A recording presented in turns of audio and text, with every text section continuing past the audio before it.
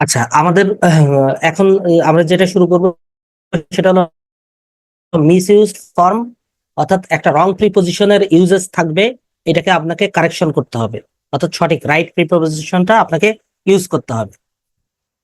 So আমি প্রথম প্রশ্নে চলে যাই। ধরেন আমি একটা সেন্টেন্স লিখলাম, he accused the man for stealing. এখন এই সেন্টেন্সের মধ্যে কোনো ভুল আছে কিনা, আমি বলছি না যে এই সেন্টেন্সের মধ্যে ভুল আছে, এটা আপনাকে আইডেন্টিফাই করতে হবে। যদি ভুল থাকে তাহলে এর আচ্ছা স্যার, সঠিক ফর্ম কি হবে, অর্থাৎ এক্সপ্লেনেশনটা আমাদের দরকার। accused So, of মানে অভিযুক্ত। অভিযুক্ত।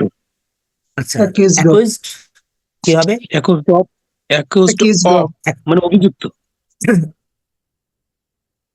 আচ্ছা, তো এই ক্ষেত্রে দেখেন আমাদের কাছে কিন্তু আচ্ছা, যেটা আমরা বলছিলাম সেটা হলো যে he accused the man for stealing. দেখেন অ্যাকুইজড এর পরে ফর আছে, বাট আমরা জানি যে অ্যাকুইজড এর পরে কি হয় না, ফর বসে না। অ্যাকুইজড এর পরে কি বসে? অফ বসে। অ্যাকুইজড এর পরে অফ, কারণ কি অ্যাকুইজড অফ মানে কি? অভিযুক্ত। সো আমরা একটু নোট ডাউন করে নিই যে অ্যাকুইজড অফ শব্দের অর্থ হলো অভিযুক্ত, অর্থাৎ আপনি কাউকে অভিযুক্ত করছেন বা দোষী করছেন, সেক্ষেত্রে আমরা অ্যাকুইজড অফ ব্যবহার করব। তো এক্ষেত্রে আরো একটা বিষয় আছে যে অনেকে মনে করে যে অ্যাকুইজ অফ পাশাপাশি থাকবে, পাশাপাশি থাকতে হবে বিষয়টা এমন না, এর মাঝখানে যে কোনো নাউন বা প্রোনাউন কিন্তু বসতে পারে, তাতে কোনো সমস্যা নাই, ঠিক আছে। সো মূল জিনিসটা হলো অ্যাকুইজড এর পরে আপনি ফর বসাতে পারবেন না, আপনাকে অফ বসাতে হবে, অর্থাৎ অ্যাকুইজড অফ বলতে অভিযুক্ত। তাহলে আমার সেন্টেন্সের মিনিং কিন্তু ঠিক হয়ে গেল। আচ্ছা, সেক্ষেত্রে একই সাথে আমি এখানে আরো একটি জিনিস শিখাই দিই, একটু লিখে নেন। The man was charged. The man was charged dash murder. Charge dash murder, ঠিক আছে। এখন এক্ষেত্রে আমি বলি যে এই যে the man was charged dash murder, এখন এটা কি হইতে পারে যে লোকটি কি করলো? লোকটি মার্ডার করলো অথবা মার্ডারের দায়ে অভিযুক্ত। চার্জ মানে কি? অভিযুক্ত হয় কিন্তু, অর্থাৎ সে এই মার্ডারের দোষে অভিযুক্ত। তো চার্জড এর পর আমরা কি বসাবো, কেউ জানেন এটা? উইথ। বুঝি নাই স্যার উইথ না স্যার? চার্জড, হ্যাঁ, With চার্জড এর murder. পরে আপনাকে উইথ বসাতে হবে, উইথ জি। মার্ডার। তাহলে আমরা একটু একটু লিখে নিই যে চার্জড উইথ। দেখেন আমাদের পড়াটা এখান থেকে হয়ে যাবে, চার্জড উইথ। যেমন অ্যাকুইজ অফ মানে অভিযুক্ত, আপনি এর সিনোনিম আকারে কি বসাতে পারেন? Charged with. অর্থাৎ ধরেন আপনি একটা রিটেন লেখছেন বা একটা ফোকাস রাইটিং লেখছেন বা এসে লেখছেন, তো সেক্ষেত্রে আপনার অভিযুক্ত লেখার প্রয়োজন হলো, আপনার অ্যাকুইজড অফ কথাটা মনে নাই, অথবা মনে থাকলেও আপনি চাচ্ছেন না যে এটা ইউজ করতে, আপনি সিমিলার কোনো ওয়ার্ড ইউজ করতে চাচ্ছেন, সিমিলার কোনো ফ্রেজ ইউজ করতে চাচ্ছেন, তাহলে কি বসাবেন? চার্জড উইথ, একই, কোনো সমস্যা নেই, ঠিক আছে। আচ্ছা, এখন আসেন তাহলে 2 নম্বর নিয়ে আমাদের আর কোনো কথা নাই, কথা থাকার কথা না। দেখেন সেকেন্ডটা, 2 নম্বরটা দেখেন, he aimed against the bird. He aimed against the bird, প্রথমে বলি এইমড এগেনস্ট দ্য বার্ড, এটা কি ঠিক আছে কিনা? এইমড এর পরে কি বসে? ভুল স্যার আছে, এইম অ্যাট হবে। এর পরে এট হয় স্যার। এইমড এর পরে এগেনস্ট বসে না, এইমড এর পরে আমরা কি বসাবো? অ্যাড বসাবো। কেন অ্যাড বসাবো বলেন তো? এইমড অ্যাড বলতে কি বোঝায়? লক্ষ্য স্থির করা স্যার। এক বলতে গতিপথ নির্দেশ করতে, মানে এখানে আমরা সাধারণত অ্যাট কথাটা সাধারণত কি নির্দেশ করে? গতিপথ। গতিপথ নির্দেশ করার ক্ষেত্রে কি বসে? অ্যাট বসে। তো এইমড অ্যাট শব্দের অর্থ তাহলে কি? সে পাখিটিকে কি করলো বলেন তো?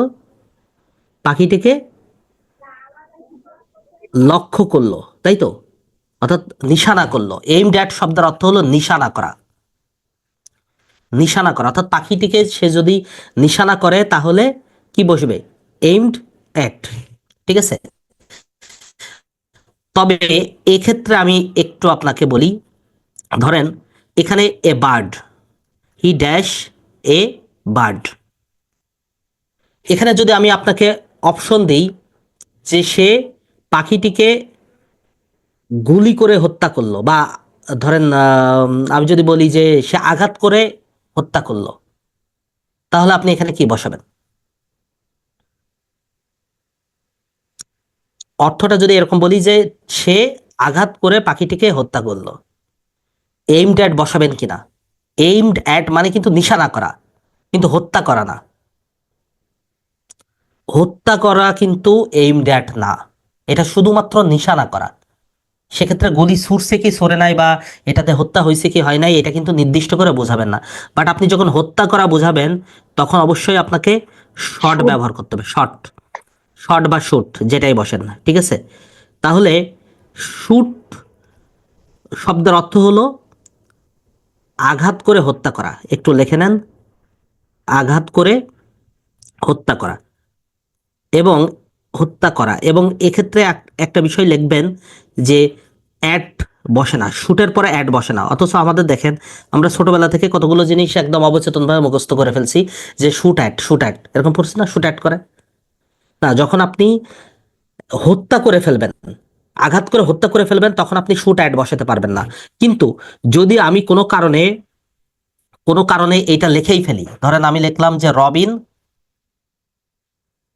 শুট অ্যাট বা শট অ্যাট, যাই হোক, ঠিক আছে, শট অ্যাট এ বার্ড, এইটা দ্বারা অর্থটা কি বোঝাবে বলেন তো? শর্ট অ্যাট, যখন আপনি অ্যাট লিখেই ফেলবেন। দেখেন এখানে কিন্তু খুব সূক্ষ্ম সূক্ষ্ম পার্থক্য আছে। প্রথমে আমি আবারও একটু সামারি করি। এইমড অ্যাট শব্দের অর্থ কি? নিশানা করা। জাস্ট আপনি গুলির নিশানা করছেন, জাস্ট আপনি দেখেন যে গুলিটার দিয়ে নিশানা করছেন আপনি। আর যখন আপনি শুধুমাত্র শট বসাচ্ছেন, তার মানে দাঁড়াচ্ছে কি, আপনি তাকে মানে নিশানা তো করছেনই, তবে তাকে আঘাত করছেন বা গুলি ছুড়ছেন, যাই হোক, এবং সেটা হত্যা হয়েছে। বাট যখন আপনি শুট অ্যাট এ বার্ড দিচ্ছেন, তখন হলো শুধুমাত্র তাক করে গুলি ছাড়া, মানে নিশানা করে গুলি ছোড়ানো হয়েছে, তাক করে গুলি ছোড়া হয়েছে, গুলি ছোড়া হয়েছে, কিন্তু হত্যার ব্যাপারটা নির্দিষ্ট করে বলা নাই। অর্থাৎ হত্যা হয়েছে কি হয় নাই, সেটা হলো আমাদের আননোন অবজেক্টস। অর্থাৎ যখন আপনি শুটের সাথে অ্যাড ব্যবহার করবেন, তখন শুধুমাত্র অর্থটা হলো যে তাকে গুলি করা হয়েছে, একটা নিশানা করা হয়েছে, তাক করা হয়েছে, এবং তাকে গুলি করা হয়েছে। বুঝতে পারছেন? হত্যার কোনো ব্যাপার এখানে ঘটে নাই। কারোর কোনো প্রশ্ন আছে কিনা? না স্যার। আচ্ছা, তো এইটার সাথে আমি আরো একটা কথা যদি একটু লিখে দিই, তাহলে আমার মনে হয় একটু নোটটা করেই ফেলেন, সুবিধা হয়। সেটা হলো যে থ্রো অ্যাট, একসাথেই, মানে এইটার সাথেই থ্রো অ্যাট। থ্রো অ্যাট শব্দের অর্থ কি জানেন? এটা থ্রো অ্যাট শব্দের অর্থ কি? ঝাঁপিয়ে পড়া, ঝাঁপিয়ে পড়া। শাকিল আহমেদ কি হচ্ছে আপনার? আপনি ইয়েতে স্ক্রিনে বারবার লেখালেখি চেষ্টা করছেন কেন? থ্রো অ্যাট শব্দের অর্থ হলো ঝাঁপিয়ে পড়া। অর্থাৎ কোনো কিছুর প্রতি আপনি ঝাঁপিয়ে পড়ছেন, সেটা হলো থ্রো অ্যাট। আবার আপনাকে যদি আমি ফায়ার অ্যাট বলি, একটু এটাও লিখে নেন, নোট করে নেন। ফায়ার অ্যাট শব্দের অর্থ কি জানেন? লক্ষ্য করে, লক্ষ্য করে গুলি বর্ষণ করা। পাকিস্তানি আর্মিরা আমাদের বাঙালিদের উপরে যে লক্ষ্য একটার পর একটা গুলি বর্ষণ করছিল, সেটাকে আমরা ফায়ার অ্যাট দ্বারা ইন্ডিকেট করতে পারি।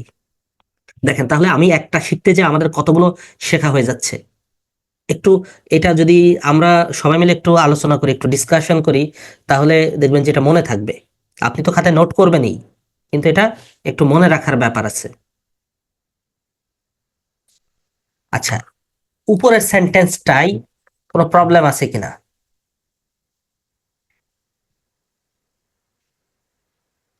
কোনো উইথ হবে। Angry Angry with, Angry with him. G sir. Angry with কেন? আমার প্রশ্ন হলো অ্যাংরি উইথ কেন? ব্যক্তির ক্ষেত্রে যদি বুঝাই তখন উইথ বসে। অ্যাংরির আচ্ছা, সাথে মেবি তো আচ্ছা, সেক্ষেত্রে আমি যদি ব্যক্তি, ব্যক্তি বলতে এখানে হিমটা হলো কি পার্সন, তাই তো?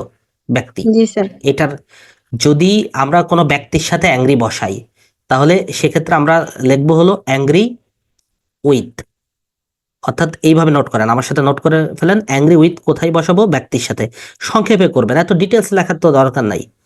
যে ব্যক্তির সাথে যদি আমরা অ্যাংরি বসাতে চেষ্টা করি তাহলে অ্যাংরি উইথ, তাহলে the teacher was angry with him. Angry with, angry বোঝাচ্ছে, তখন এক্ষেত্রে কি হচ্ছে? আমরা অ্যাংরি উইথ বসাচ্ছি। আচ্ছা, এখন অ্যাংরি যদি বস্তুর সাথে বসে তাহলে কি বসাবো? অ্যাড বসবে স্যার, যদি অ্যাড। হ্যাঁ, যদি বস্তুর সাথে বসে তাহলে অ্যাড বসাবো। অর্থাৎ অ্যাংরি অ্যাড তখনই বসবে যখন বস্তুর সাথে অ্যাংরি হবে, তখন হলো অ্যাংরি অ্যাড। আমরা একটা এক্সাম্পল দিই, লেখেন Rosie is angry at hot weather. Hot weather,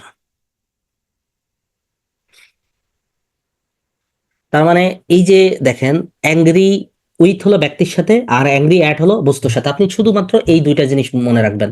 angry দিয়ে দেখবেন যে আপনি প্রিভিয়াস ইয়ারের প্রশ্ন, অজস্র প্রশ্ন আসছে, অজস্র। আমি যদি শুধু প্রিভিয়াস ইয়ারের প্রশ্ন করে, আমার মনে হয় অ্যাংরি অন্তত 100টার উপরে প্রশ্ন আসছে। এই অ্যাংরি উইথ আর অ্যাটের খেলা, জাস্ট এই দুইটার খেলাই কিন্তু বারবার ঘুরায় পেঁচে এগুলো আসে, অথচ আমরা এই কমন কমন জিনিসগুলো এড়ায় চলে যাই। নাম্বার 7, দে আর অ্যান্সার, সেটা অসংখ্যবার আসছে, অসংখ্যবার। They are answers for his health. Anxious মানে কি? উদ্বিগ্ন, আমরা সবাই জানি অ্যান্সার শব্দের অর্থ হলো উদ্বিগ্ন। সো এখন অ্যান্সার্স ফর আমরা দিব না কেন? তাহলে অ্যান্সার পরে আমরা কি দিব সেটা বলেন। Of. বুঝি নাই। অ্যাবাউট দিব। অ্যান্সার্স অ্যাবাউট শব্দের অর্থ কি? অ্যান্সার্স ফর আমরা দিতে পারছি না, তার মানে আমরা দিতে চাচ্ছি কোনটা? দুশ্চিন্তা অ্যান্সার্স স্যার। অ্যাবাউট। আচ্ছা, লেখেন অ্যান্সার্স অ্যাবাউট। আমরা একটু লিখে নিই। অ্যান্সার্স অ্যাবাউট শব্দের অর্থ হলো আমরা কি দিব? দুশ্চিন্তাগ্রস্ত বা উদ্বিগ্ন। উদ্বিগ্ন। উদ্বিগ্ন, সহজ কথা বলি, উদ্বিগ্ন বা উৎকণ্ঠিত। ঠিক আছে, অ্যান্সার্স অ্যাবাউট। তো প্রশ্ন হলো যে অ্যান্সার্স ফর কি কোনো সেন্স মেক করে কিনা? আমরা অ্যান্সার্স ফর যেটা আছে, যে সেই অ্যান্সার্স ফরটা কোনো সেন্স মেক করে কিনা, মানে অ্যান্সার্স ফর হয় কিনা। জি স্যার, অ্যান্সার্স ফর মানে অতি জি উৎসাহ স্যার, হয়। একটা স্পর, বুঝি নাই। অতি হয় স্যার। অতি উৎসাহ বোঝাতে অ্যান্সার্স ফর। আচ্ছা, তার মানে এই যে অ্যান্সার্স ফর এর মিনিংটা আমরা এইভাবে করতে পারি। দেখেন, এগুলো কিন্তু এক্স্যাক্টলি কোনো মিনিং না। আমরা কিন্তু এই যে পাশে যেটা লিখছি, যে একটা ঘটনা ঘটছে, একটা অ্যাকশনস হচ্ছে, সেই অ্যাকশনসটা আমরা আমাদের মতো করে বোঝার চেষ্টা করছি। ঠিক আছে, এটা অ্যান্সার্স অ্যাবাউট মানে উদ্বিগ্ন, এইভাবে মুখস্থ করার দরকার নেই। আমরা শুধু এটুকু বুঝি যে একটা ঘটনা ঘটে, যখন উদ্বিগ্নর কোনো ঘটনা ঘটে, তখন আমরা কি বসাই? অ্যান্সার্স অ্যাবাউট বসাই। আর অ্যান্সার্স ফর হলো তীব্রভাবে কোনো কিছু চাওয়া হলে, বা তীব্রভাবে, খুবই তীব্রভাবে কোনো কিছু চাওয়া হলে, কিছু চাওয়া বা কামনা করলে। হ্যাঁ বলেন। জি, ইনসার্চ ফর সামথিং তখন হচ্ছে ফর, আর ইনসার্চ অ্যাবাউট হবে কারো জন্য, মানে কারো জন্য কারোর উদ্বিগ্ন। জন্য। হ্যাঁ হ্যাঁ, কারোর জন্য আর উদ্বিগ্ন ইনসার্চ না। ফর হচ্ছে অ্যান্সার, হ্যাঁ বলেন। কোনো কিছুর জন্য, এমনটা না স্যার? না না না না, কোনো কিছুর ফরটা জন্য কোনো না। কিছুর জন্য। না, আচ্ছা আচ্ছা আচ্ছা, আমি বলি সেক্ষেত্রে আপনি হলো এটা বলতে চাচ্ছেন যে আহ, অনেকটা ব্যক্তির সাথে আর বস্তুর সাথে এরকম, মানে অবজেক্টটা বস্তুর সাথে এরকম কোনো কিছু বলতে চাচ্ছেন এখানে। মানে টোটালি দুইটা জিনিস ডিফারেন্ট, অর্থটাই ডিফারেন্ট। সেটা দেখেন, অ্যান্সার অ্যাবাউট আমরা তখনই লিখবো যে কারোর হেলথের ক্ষেত্রে বা কোনো কিছু, যে কোনো কিছুর প্রতি উদ্বিগ্ন। আপনি ধরেন আপনার একটা ড্যামেজ হয়েছে, আপনার লস হয়েছে, একটা জায়গায় ইনভেস্ট করছেন, আপনার লস হয়েছে, সেখানেও আপনি কি ব্যবহার করবেন? অ্যান্সার অ্যাবাউট, কারণ উদ্বিগ্ন আপনি। বাট তীব্রভাবে কোনো কিছু কামনা বা পাওয়া বোঝানো হয় তীব্রভাবে, সেক্ষেত্রে অ্যান্সার ফর। ধরেন অনেক সময় হয় না যে যে আমাদের সমাজে কি হয়, যে একটা বয়সের পরে ছেলে বা মেয়ে, যে দেখা যাচ্ছে বিপরীত যে কোনো একজনের হয়তো বিয়ে হয়ে যাচ্ছে, সেই সময় তীব্রভাবে কি চাকরি চায় বা কোনো কর্ম চায় বা যাই হোক কোন একটা সেটেলমেন্ট চাই, সো ওই জায়গাটাও আপনি অ্যান্সার্স ফর ব্যবহার করতে পারেন। সো আমরা যদি একটা সহজ এক্সাম্পল বোঝার জন্য দিই, সেক্ষেত্রে যদি বলি parents, parents are answers for children's success. প্রতিটা বাবা মা তার সন্তানের সাকসেসটা কিভাবে চায় বলেন তো? তীব্রভাবে চাই, খুবই তীব্রভাবে। একজন বয়ফ্রেন্ড যেমন তার গার্লফ্রেন্ডকে চায়, তার থেকে হাজার হাজার গুণ তীব্রভাবে চাই হলো একজন বাবা মা তার সন্তানের সাকসেস। সো এই ক্ষেত্রে আপনি শুধুমাত্র অ্যান্সার ফর ইউজ করবেন, অন্য কোনো কিছুর ক্ষেত্রে না। মানে যেটা ধরো খুব তীব্রভাবে বোঝাই, বা আপনি যদি কোনো রিটেন ইউজ করেন এটা, তাহলে কিন্তু অবশ্যই এমন কোনো সেন্টেন্স ইউজ করবেন যেখানে এইভাবে তীব্রভাবে কোনো কিছু চাইতেছে। আর কোনো কনফিউশন আছে কারো? কারো কোনো কনফিউশন আছে কিনা? থাকলে থাকলে প্রশ্ন করবে। না স্যার। না স্যার। ছিল স্যার। আচ্ছা, নাম্বার 8, এটা সবারই পারার কথা। We arrived through the village at night. আমরা প্রত্যেকে এটা পারবো ইনশাল্লাহ। আমি শুধু জাস্ট একবার করে বলে দেব, বুঝি নাই arrived at কেন অ্যারাইভড অ্যাট কেন।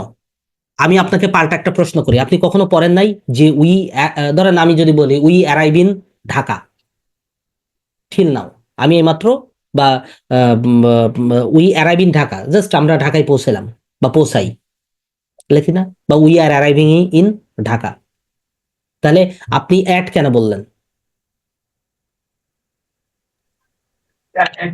প্লেসের নামের আগে এট হয়। কেন প্লেস? ঢাকা কি প্লেস না? জি স্যার, আমার ঢাকা তো আমার প্লেস। প্রশ্ন হলো ঢাকা প্লেস কিনা। তাহলে এই যে we arrive in Dhaka 100% correct, আমি আপনাকে অ্যাসিওর করছি 100%। জি স্যার, arrived in হবে। আমার যতটুকু আছে প্লেসের আগে আচ্ছা, এটা আপনারা সবাই জানেন, সবাই জানেন, জাস্ট আপনাদের ইন তো মধ্যে হয়, ঢাকার না তো না একটা শহর। ইন মধ্যে না না না, বিষয়টা এটা আমি বলি, আপনারা প্রত্যেকেই জানেন, ছোটবেলায় পড়াশোনা করে আসছেন। আমি জাস্ট বলবো, আপনারা শুধু বলবেন যে আফসোস করবেন, ও স্যার এটা তো পারি, এটা তো খুব in সহজ হবে। জিনিস। কিন্তু পাশাপাশি অ্যাটও তো সম্ভবত হবে। না ইন হবে না, আমি একটা ইউনিভার্সাল একটা জিনিস শিখে দিচ্ছি, একদম ইউনিভার্সাল, জাস্ট ইউনিভার্সাল। আপনাকে যখন আমি প্রিপোজিশন করাবো, দেখবেন যে এই কনসেপ্টটা আপনার মারাত্মক কাজে লাগবে। অ্যাট হলো ছোট জিনিস, আমি ছোট শহর লেখি নাই, শহর বলে কোনো কথা নাই, ছোট জিনিসের ক্ষেত্রে, সেটা ছোট শহর হইতে পারে, ছোট স্থান হইতে পারে, ছোট টাইম হইতে পারে, যে কোনো কিছুর ক্ষেত্রে অ্যাট বসে ছোট। আর ইন হলো অপেক্ষাকৃত বড় জিনিসের ক্ষেত্রে। আগে এটা লিখে নেন, অপেক্ষাকৃত বড় জিনিসের ক্ষেত্রে। দেখেন আমি এই জন্য অর্থ মুখস্থ করতে নিষেধ করছি, আপনি ফিল করা শিখেন। তো এখানে বলছে we arrived to the village, মানে অ্যারাইভড দ্য ভিলেজ, ভিলেজ কি ছোট জিনিস না? এটাকে বড় কোনো কিছু? ভিলেজকে না, আপনি স্যার। বড় কোনো কিছু বলতে পারবেন না, ছোট কিছু। সো আপনি এখানে চোখ বন্ধ করে অ্যাড ব্যবহার করেন। বাট ওখানে যদি ঢাকা থাকতো, ঢাকা কি অপেক্ষাকৃত অনেক বড়, ঢাকাকে আপনি ছোট বলতে পারবেন? পারবেন না। যেমন ধরেন আমার কথা বলি যে আমি যদি বলি উই লিভ বা উই অ্যারাইভ, অ্যারাইভ মানে পৌঁছানো, আর লিভ মানে বাস করা, তাহলে we live at Basabo in Dhaka. Basabo কি এ পার্ট অফ ঢাকা, ঢাকার একটা পার্ট। সো এটা ঢাকার তুলনায় কি ছোট একটা জায়গা। সো এই ছোট জিনিসের ক্ষেত্রে আমরা অ্যাড ব্যবহার করব। আর বড় জিনিস যেটা বড় আছে, অর্থাৎ সেটার পূর্বে আমরা কি ব্যবহার করব? ইন ব্যবহার করব। সহজ কথা।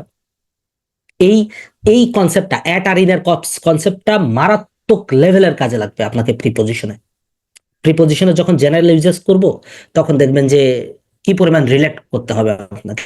স্যার তাহলে একটা জিনিস, আমরা যদি কোনো স্পেসিফিক গ্রামে বাস করি, এটার ইংরেজিটা কি হবে স্যার? বলেন সেটা, স্পেসিফিক গ্রামের নাম লেখেন। যেমন ধরেন, আমার গ্রামের নাম ধনেশ্বর স্যার, যেমন আমি ধনেশ্বর গ্রামে বাস হ্যাঁ, করি, এরকম স্যার। এখন প্রশ্ন হলো এখানে কতগুলো বিষয় আছে। ধরেন আচ্ছা, আপনার গ্রামের বানানটা একটু কঠিন, আমি আমার পাশের একটা এলাকা বলি মুগদা, বাসাবোর পাশে জি একটা স্যার। এলাকা হলো মুগদা। তো মুগদা আমি যদি বলি উই লিভ ইন মুগদা, ঢাকাটাকে আমি এখানে লিখলামই না। এখন আপনি প্রতিষ্ঠিত করার চেষ্টা করলেন যে না মুগদা বিশাল শহর, বিশাল ইয়ে, এটা তো হবে না, কারণ মুগদা আমি কিন্তু চিনি।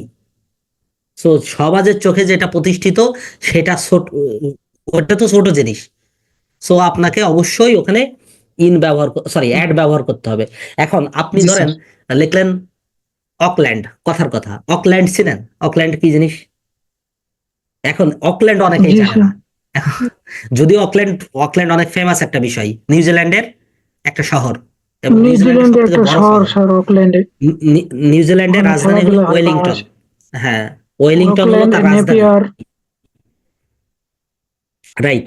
সো অকল্যান্ড হলো নিউজিল্যান্ডের লার্জেস্ট সিটি, যদিও মানে ক্যাপিটাল না, বাট লার্জেস্ট সিটি। সো এটা ধরেন আমি ধরলাম যে আপনি জানেন না, আমি ধরে নিলাম আপনি জানেন না বা কেউই জানে না, তাহলে এই ক্ষেত্রে আপনি কি বসাবেন আসলে এটা এখনই বলা যাচ্ছে না। তবে অকল্যান্ডের মতো জিনিস যদি আসে, অকল্যান্ড না জানাটাও একটা অপরাধ। আপনি জানেন না কেন অকল্যান্ড যে বড় একটা শহর, এটা না জানাটাও। সো এটার পূর্বে অবশ্যই ইন বসাতে হবে। এখন এমন একটা গ্রাম, ধরেন আপনার গ্রামের নাম কি ধনেশ্বর গ্রাম। এখন এই ধনেশ্বর গ্রাম তো ধরেন আমি চিনি না, কারণ আমি না চিনে মনে করলাম এটা অনেক বড় একটা জায়গা দিলাম, বা শ্রীলঙ্কার কোন একটা শহর হইতে পারে, ইন দিয়ে দিলাম। এখন এই ক্ষেত্রে আর কিছু, এটা হলো সরল বিশ্বাসে দিয়ে ফেলছি, কিছু করার নাই। ঠিক আছে, এই বুঝতে পারছি। প্রশ্নের এক্সপ্লেনেশন আর নাই, জি, এতটুকুই। আচ্ছা, এখন আসেন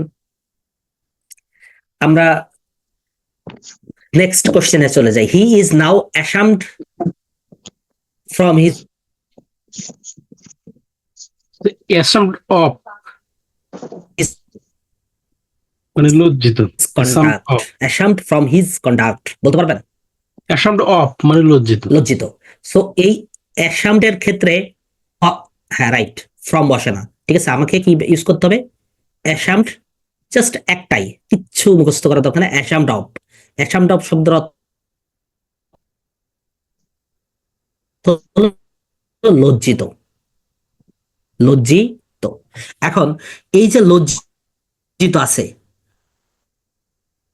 এই লজ্জিত এইটা অ্যাসামড অফ আমার মুখস্থ নাই, আমার এটা মনে নাই, তাহলে আমি কি লিখবো? শাই অফ। শাই অফ শব্দের অর্থ লজ্জিত। আপনি একই সাথে দুইটা শিখে ফেলেন, জাস্ট এতটুকু, এইটার জন্য আর বেশি, খুব বেশি লেখা লাগবে না। Number 10, Christians believe two Jesus Christ. এটা সবাই জানেন। এখানে ইন বোঝাচ্ছে হয়। বিশ্বাসের Believe কোনো বিষয়। in, বিলিভ টু হয় না, বিলিভ শুধুমাত্র ইন হয়। তাহলে আমরা একটু লিখে ফেলি বিলিভ ইন, এটার জন্য খুব বেশি ব্যাখ্যা দেওয়ার দরকার নাই। বিলিভ ইন শব্দের অর্থ হলো আস্থা, আস্থা বা বিশ্বাস থাকা, আস্থা বা বিশ্বাস থাকা যে কোনো কিছুর প্রতি, যে কোনো কিছুর প্রতি আস্থা বা বিশ্বাস থাকা। তো খ্রিস্টিয়ানদের কি জেসাস, যীশু খ্রিস্টের উপর কি আছে? বিশ্বাস আছে না? সো এই ক্ষেত্রে আপনাকে বিলিভ ইন ব্যবহার করতে হবে। Number 11, she has benefited from his change. আমি আবার বলি, শি হ্যাজ বেনিফিটেড ফ্রম হিজ চেঞ্জ, is it right or wrong? ও স্যার, অফ হয় না স্যার। টু, বেনিফিটেড, বুঝি নাই। বেনিফিশিয়াল টু বেনিফিটেড টু হবে স্যার। বেনিফিটেড টু, আচ্ছা আচ্ছা বলেন আবার।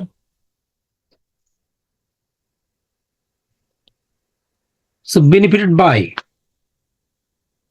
আচ্ছা, benefit, একটা প্রশ্ন হলো, she has benefited dash his change, তাই তো? She has benefited dash his change. So এখানে অর্থটা কি দাঁড়াচ্ছে? সে বেনিফিটেড, এই এই যে পরিবর্তন, তার যে পরিবর্তন, তার পরিবর্তন দেখেন যে এখানে, সরি এখানে হিজ হবে না, হ্যাঁ এখানে হিজ না, দি চেঞ্জ। বললাম she has benefited from the change, অর্থাৎ এই চেঞ্জ থেকে সে কি বেনিফিটেড হয়েছে, এই চেঞ্জ থেকে সে বেনিফিটেড হয়েছে। এখন বেনিফিটেড ফ্রম বসবে না, এক্ষেত্রে বসবে না। বেনিফিটেড ফ্রম কিন্তু কারেক্ট, আপনি 100% শিওর থাকেন যে বেনিফিটেড ফ্রম কারেক্ট, কিন্তু এই সেন্টেন্সের ক্ষেত্রে বেনিফিটেড ফ্রম হবে না। কেন হবে না আমি ব্যাখ্যা দিচ্ছি। এক্ষেত্রে আনসারটা কি হবে? আমি আগে আনসারটা লিখে নিই, একটু নোট করে নেন। Benefited, benefited by, benefited by হলো লেখেন উপকার, বেনিফিটেড বাই বলতে উপকার করা, অথবা এটাকে যদি আপনি প্যাসিভ মোডে লেখেন উপকৃত হওয়া, উপকৃত হওয়া, এটা লেখেন। অর্থাৎ she has benefited by the change, এই চেঞ্জ থেকে সে কি হয়েছে, উপকৃত হয়েছে, এই চেঞ্জগুলো থেকে সে উপকৃত হয়েছে। এখন প্রশ্ন হলো, আমি তো প্রথমে বললাম যে বেনিফিটেড ফ্রম, এটাও কিন্তু হয়, এটা কিন্তু 100% কারেক্ট। সো বেনিফিটেড ফ্রম আমরা কখন লিখবো? দেখেন, বেনিফিটেড ফ্রম হলো অর্থটা এরকম যে to get or derive benefit from. এটা যদি আমি একটু সহজ করে বলতে চাই তাহলে একটা এক্সাম্পল লেখেন, দেখেন she got much benefit, she got much benefit, she got much benefit from the change, from the, So, মানে বেনিফিটটা যখন নাউন হবে তখন আচ্ছা হ্যাঁ, বেনিফিট এখানে নাউন হবে এখানে, এবং এখানে আরো কিছু বিষয় আছে। অর্থটা যদি আমরা এরকম বলি যে এখানে দেখেন she got much benefit from the change, এখানে হিটা, হি একজন কি ব্যক্তি, সি একজন কি ব্যক্তি। এখানে কার থেকে ইয়ে হয়েছে বলেন তো, উপকৃত হয়েছে কার থেকে? পরিবর্তন থেকে। কোনো কিছু বা বস্তু, অর্থাৎ কোনো কিছু থেকে। এখন উপরের যে সেন্টেন্স, এটা দ্বারা কিন্তু সরাসরি বোঝা যাচ্ছে না যে সে এই চেঞ্জের জন্য বেনিফিটেড হয়েছে, এমন হইতে পারে এই চেঞ্জটা তার নিজেরই, she has benefited by the change, ঠিক আছে, সে যে এখানে উপকৃত হয়েছে, অথচ এমন হইতে পারে ওই চেঞ্জটা হয়তো তার নিজেরই, কিন্তু অর্থটা যদি এরকম হয় যে শি গট মাচ বেনিফিট, ঠিক আছে, ফ্রম দ্য চেঞ্জ, অর্থাৎ সে অনেক বেশি বেনিফিট পেয়েছে কিসের থেকে বলেন তো? চেঞ্জ থেকে, এই কোনো কিছু থেকে বেনিফিটেড হয়েছে। আচ্ছা, এখন এটা একটু সহজে মনে রাখার একটা বিষয় আছে, খুব সহজে আপনি মনে রাখতে পারবেন। সেটা হলো যে আপনি যখন বেনিফিটটাকে নাউন হিসেবে ব্যবহার করবেন, বেনিফিট যখন নাউন আকারে ব্যবহৃত হবে, তখন দেখবেন যে সেন্টেন্সের প্যাটার্নটা একটু ভিন্ন হয়ে যাবে, অর্থের প্যাটার্নটা কিন্তু একটু ভিন্ন হয়ে যাবে। উপরের সেন্টেন্সটা দেখেন তো, আমরা যদি উপরের সেন্টেন্সে বেনিফিট আমরা কি আকারে ব্যবহার করেছি? Verb verb. Sir, verb. অর্থাৎ বেনিফিট একদম সরাসরি আপনি ভার্ব হিসেবে ব্যবহার করেছেন। সো এক্ষেত্রে আপনাকে বেনিফিটেড বাই দ্য চেঞ্জ বসাতেই হবে, আপনি বাধ্য। অন্যদিকে বেনিফিট যখন আপনি নাউন হিসেবে ব্যবহার করবেন, অর্থাৎ তখন আরো একটা অবজেক্টের ব্যাপার আসবে। সো এইরকম ক্ষেত্রে হইলে ফ্রম ব্যবহার করবেন, অর্থাৎ ওইটা হইতে, কোনটা হইতে? The change. এই দ্য চেঞ্জ হলো একটা অবজেক্ট, এইটা হইতে আমরা কি হয়েছি, সে বেনিফিট হয়েছে। বুঝতে পারছেন? সো এই দুইটা জিনিস আপনি আলাদা করে একটু লিখে রাখবেন। তাহলে এখানে আপনি এক কাজ করতে পারেন, একটু এইভাবে লিখে নেন নোটসটা। বেনিফিট ফ্রম, বেনিফিট ফ্রম আমরা কখন ব্যবহার করি? ব্যক্তি যখন কোনো কিছু হতে, ব্যক্তি যখন কোনো কিছু হতে, কোনো কিছু হতে উপকার পাই।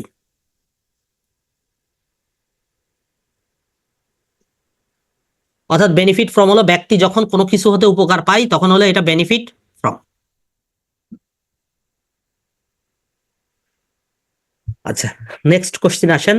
হি বোস্টেড ফর হিজ রিসেস, এটাও সবার জানার কথা, এটা খুব সহজ জিনিস। অ্যাবাউট অথবা অফ। আচ্ছা, বোস্টেড ফর হয় না, বোস্টেড অ্যাবাউট হয় অথবা অফ হয়, বোথ আর কারেক্ট, ঠিক আছে। একটু লিখে নেন তাহলে, তাহলে নিচে আমরা একটু নোট করে নিই যে বোস্ট অফ বা অ্যাবাউট, এটা মানে কি বলেন তো? বোস্ট অফ বা অ্যাবাউট শব্দের অর্থ হলো অহংকার করা, গর্ব করা না কিন্তু, মাইন্ড ইট, অহংকার করা, অর্থাৎ নেগেটিভ অর্থে ব্যবহৃত হচ্ছে এখানে, ঠিক আছে। গর্ব করা ইংলিশ কি? প্রাইড, অহংকার করা। অর্থাৎ বোস্ট অফ বা বোস্ট অ্যাবাউট, এটা শব্দের অর্থ হলো অহংকার করা, এখানে আর কোনো কিছু দরকার নাই। Number 13, he is very careful for his health. কথা বলিলাম, এখন সে রেজাল্ট কি বলবে তার তো বলবেন, কথা হইলো তো, ডাক্তারের সাথে পুরো কথা হয়নি, রিপোর্ট গুলো নিয়েই তো। আচ্ছা দেখেন, বলা হচ্ছে যে he is very careful for his health. তো এক্ষেত্রে আমরা কি করব?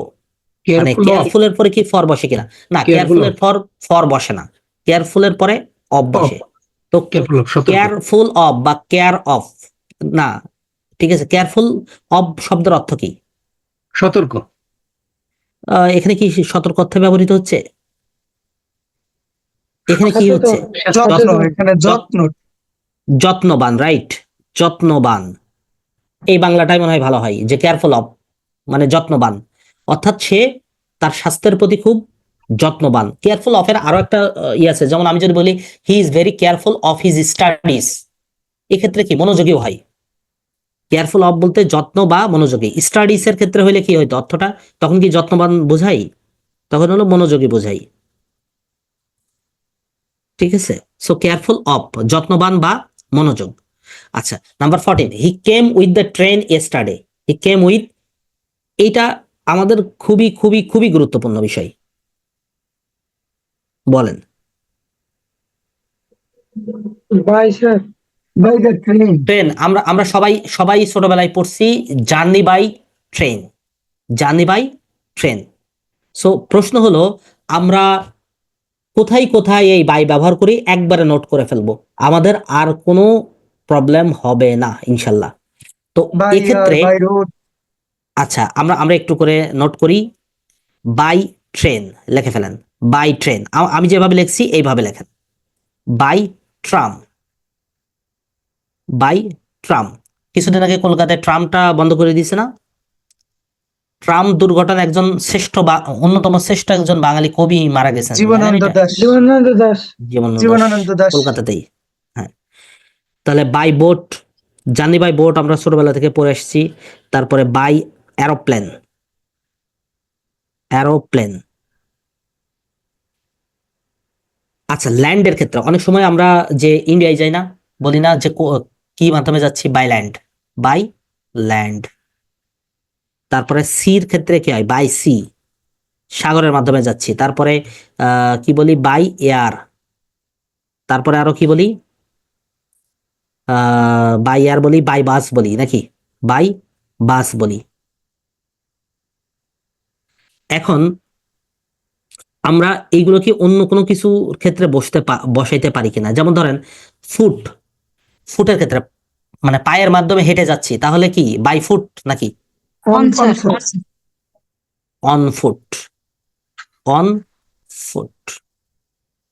তারপরে ধরেন আমরা যদি ঘোড়ার পিঠে চড়ি, তাহলে কি হবে, on horse back, on horseback. Horse back.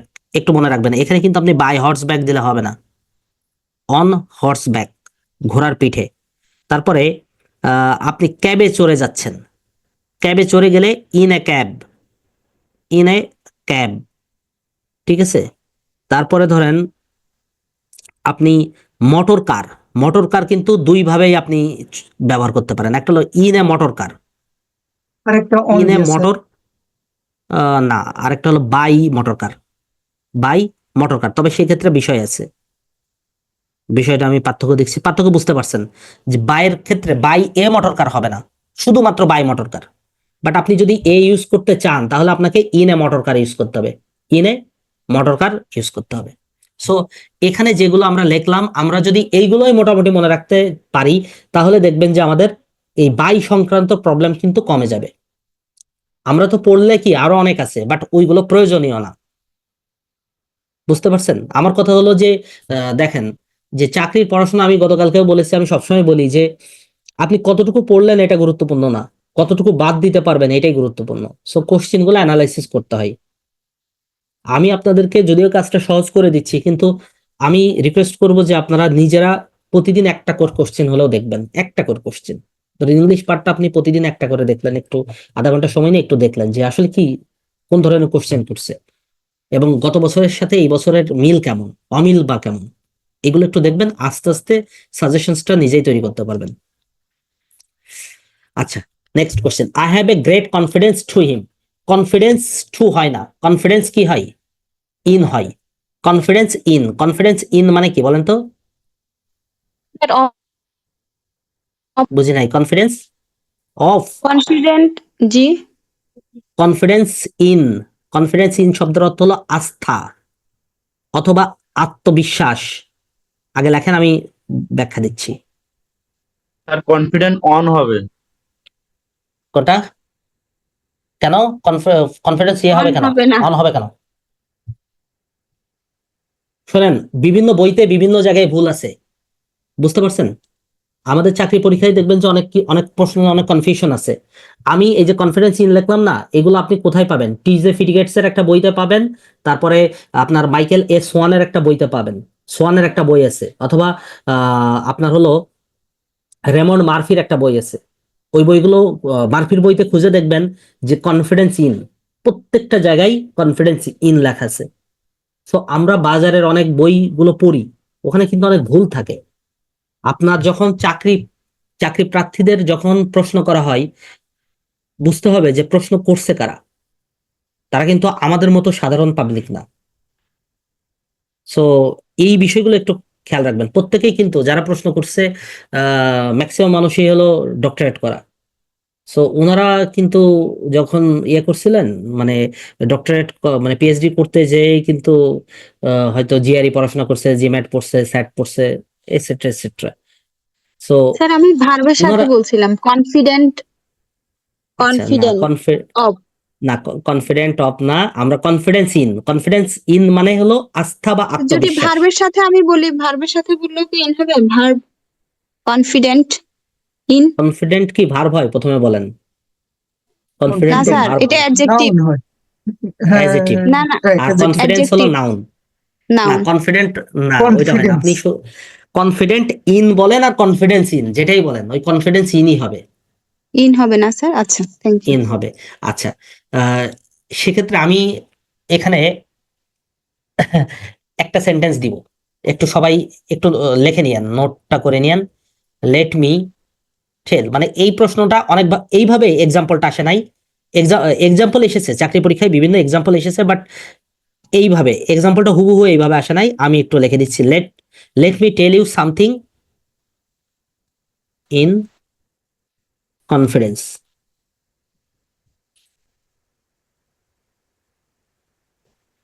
Late me tell you something in confidence লিখছেন? আমি ইন কনফিডেন্সের এখানে ইয়ে করলাম, মানে মার্ক করলাম। প্রশ্নগুলো কিরকম আসছে জানেন? এরকম একটা সেন্টেন্স দিয়ে রাখছে এবং মার্ক করা বলছে, মার্ক করা অংশটার বেস্ট মানে বেস্ট এক্সপ্রেশনটা কি, বা নেক্সট বেস্ট এক্সপ্রেশনটা কি। অর্থাৎ এক কথায় এটা সিনোনিম ইন কনফিডেন্স দ্বারা, মানে let me tell you something in confidence, অর্থাৎ এটা দ্বারা কি বোঝাচ্ছে? গোপন করে কোনো কিছু। আচ্ছা, এখানে কিন্তু দেখেন, এখানে কিন্তু অপশনগুলো 4টা অপশন দেওয়া থাকবে, যে কোনো একটা অপশন আপনাকে চুজ করতে হবে। সো কনফিডেন্স ইন মানে কি? আস্থা বা আত্মবিশ্বাস। বাট ইন যখন কনফিডেন্সের আগে চলে আসবে, সামনে চলে আসবে, দেখেন আত্মবিশ্বাসের যখন সাথে। সামনে চলে আসবে, না, তখন এটা হলো গোপনীয়, গোপনীয়। সিক্রেট।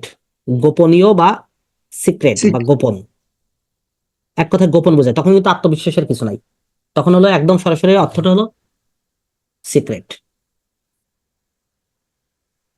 জি স্যার। ঠিক আছে? স্যার আবার জি। কনফিডেন্ট যদি অ্যাডজেক্টিভ হিসেবে ব্যবহৃত হয় তাহলে তারপরে তো সম্ভবত অফ বসতে পারে। কনফিডেন্ট মানে সেক্ষেত্রে ব্যাপারটা হলো যে আপনি সেন্টেন্সটা ইউজ করছেন কিভাবে, যেমন আই এম কনফিডেন্ট জি অফ জি, I this am matter, confident এরকম। Of my prosperity. যেমন হ্যাঁ হ্যাঁ, সেক্ষেত্রে বসাইতে পারবেন। তবে সেন্টেন্স প্যাটার্ন, এবং সেখানে দেখেন যে ভার্বটা কিন্তু লিঙ্কিং ভার্ব চলে আসছে, জি জি অ্যাডজেক্টিভ না, কনফিডেন্ট লিঙ্কিং ভার্ব। জি। হ্যাঁ, এই ক্ষেত্রে ব্যবহার করতে পারবেন। বাট আমরা কনফিডেন্স যখন নাউন হিসেবে ব্যবহার করবো, অর্থাৎ অ্যাপ্রোপ্রিয়েট প্রিপোজিশন আকারে ব্যবহার করব, তখন কিন্তু ওইটা। আর আপনার যে কনফিডেন্ট অফ, ওইটা কিন্তু অ্যাপ্রোপ্রিয়েট না, ওটা হলো ভলাটাইল, জি জি। ওটা কিন্তু চেঞ্জ হয় ভ্যারিয়েবলের মতো। ঠিক আছে? বাট এটা কিন্তু একদম অ্যাপ্রোপ্রিয়েট, মানে এখানেই বসবে, মানে এগুলো এটাই বসবে, আর কোনো সুযোগ এগুলো নেই। Non volatile. বলা যায় নন ভলাটাইল। ঠিক আছে, যাকে ভলাটাইল কথাটা আমরা ইংলিশে ইউজ না করি। আচ্ছা, এখন আসেন। আইসিটিতে, অনলি আইসিটিতে।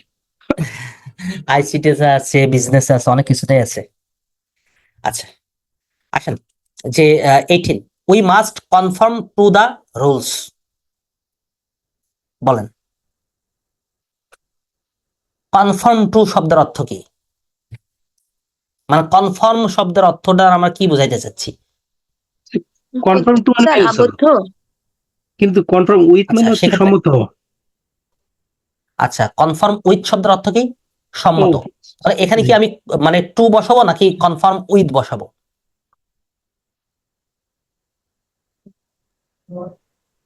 স্যার উইথ বলেন। হওয়ার কথা না? কনফার্ম উইথ আমার হওয়ার কথা হচ্ছে কিনা? এটা টু সঠিক নাকি? We must confirm to the rules.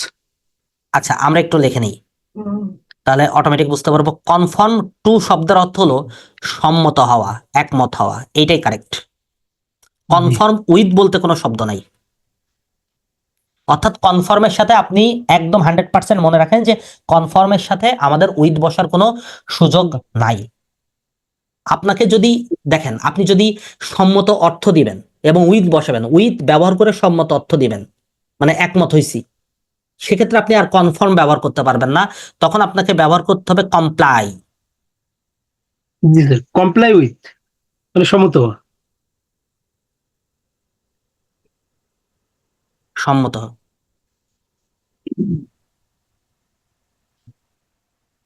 তার মানে কনফার্ম টু শব্দের অর্থ হলো সম্মত হওয়া, আর কমপ্লাই উইথ শব্দের অর্থ হলো সম্মত হওয়া। দুইটা যে কোনো একটা ব্যবহার করবেন। তার মানে কমপ্লাই টু আমরা বসাবো না অন্যদিকে সম্মত হওয়ার ক্ষেত্রে, আর কনফার্ম উইথ ব্যবহার করব না।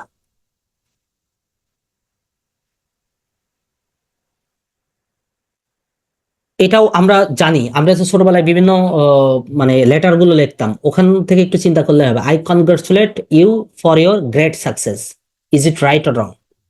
On year sir grade on হবে। দেখেন, কংগ্রেচুলেট অন। যারা হ্যাঁ, যারা অর্থ করে করতে যাবে তাদের কাছে সঠিকই মনে হবে, বাট কনগ্রাচুলেটের ক্ষেত্রে কি হবে? অন বসবে। লেখে On রাখেন। Just আমরা সবাই জানি, আমরা একটু লিখে রাখলে আমাদের জন্য সুবিধা হবে। কনগ্রাচুলেট অন মানে কি? শুভেচ্ছা জানানো। এটা আর লিখলাম না বাংলাটা। স্যার আরেকটা কথা আছে তো, হ্যাঁ হ্যাঁ, বলেন। আপনার গবেষণার ক্ষেত্রে তো কনগ্রাচুলেশন সেক্ষেত্রে সম্ভবত ফর বসে। না, আপনি যখন গবেষণার ক্ষেত্রে মানে বুঝি নাই। যেমন I কনগ্রাচুলেটেড him dash is research, সেই ক্ষেত্রে তো ফর আই বসার I কনগ্রাচুলেটেড him, dash is research. হ্যাঁ, না, ড্যাশ ইজ ওখানে অন রিসার্চ হবে। না, আপনাকে ওখানে অন বসবে। এখানে এখানে যদি দেখেন, আপনার কনটেক্সট আর এখানকার কনটেক্সট তো একই জিনিস। আপনি বলছেন রিসার্চ আর এখানে বলছে গ্রেট সাকসেস, একই তো কথা। Congratulate on. আমরা সাধারণত এই জিনিসগুলো মানে অনেক সময় অর্থ করে করতে গেলে ফর, এটা তো সঠিক মনেই হচ্ছে। আমরা যদি মানে আমাদের মিনিং ধরে করতে চাই, তাহলে মনে হয় যে এটা তো সঠিক, ঠিকই এটা তো ঠিকই আছে, বাট এখানেই প্রবলেম। মানে আমার এটা জানা ছিল অ্যাপ্রোপ্রিয়েট। গবেষণা ক্ষেত্রে কোনো ক্ষেত্রে আর ওই যে থিসিস এই না না না না এসব না, ক্ষেত্রে এরকম আপনার কোনো ফর কিছু বসে। নাই। না না, এরকম কোনো কিছু না। আপনি ওখানে থিসিস, ওই গ্রেট সাকসেস জায়গায় থিসিস বসালেও কিন্তু ওই অর্থটা একই হচ্ছে, আলাদা কোনো কিছু মেক করে না। ঠিক আছে? সো প্রিপোজিশনের পার্টটা একদিনে তো সবগুলো করাইলেও দেখতে খারাপ লাগবে বা আমাদের ধৈর্য থাকবে না প্রিপোজিশন, কারণ এইগুলো এমনি একটু মেমোরাইজ করতে হয় তো। সো আমরা যেগুলো করলাম, আমার মনে হয় যে একটু হলেও এখন মুখস্থ থাকার কথা, বাসায় খুব বেশি না পড়লেও হবে। যে আমরা যদি নোট করে রাখি, তাহলে পরবর্তীতে মাঝে মধ্যে যখন দেখবেন তখন একবারে করে চোখ বোলায় চলে যাবেন, তাহলে দেখবেন যে এখানকার পড়াগুলো হয়ে গেছে। সো আমি এখন সেকেন্ড পার্টে চলে যাই। আমাদের দেখেন, অর্থাৎ আমাদের ওইটা ছিল প্রথম পার্ট, আর এখন আমরা শুরু করব আমাদের সেকেন্ড পার্টটাই। আজকের যে এরর ডিটেকশন আছে সেটার সেকেন্ড পার্ট। তো এখানে আমরা আজকে যেটা ইয়ে করব সেটা হলো misuse of the infinitive. ইনফিনিটিভের মিস ইউজ, অর্থাৎ আমরা কোথায় কোথায় ইনফিনিটিভের ভুল করি। আমরা তো প্রত্যেকেই ইনফিনিটিভ চিনি না? জি স্যার। ইনফিনিটিভ দেখতে কিরকম? টুর পরে ভার্বের কোন form? Base form. Base form V1। V1।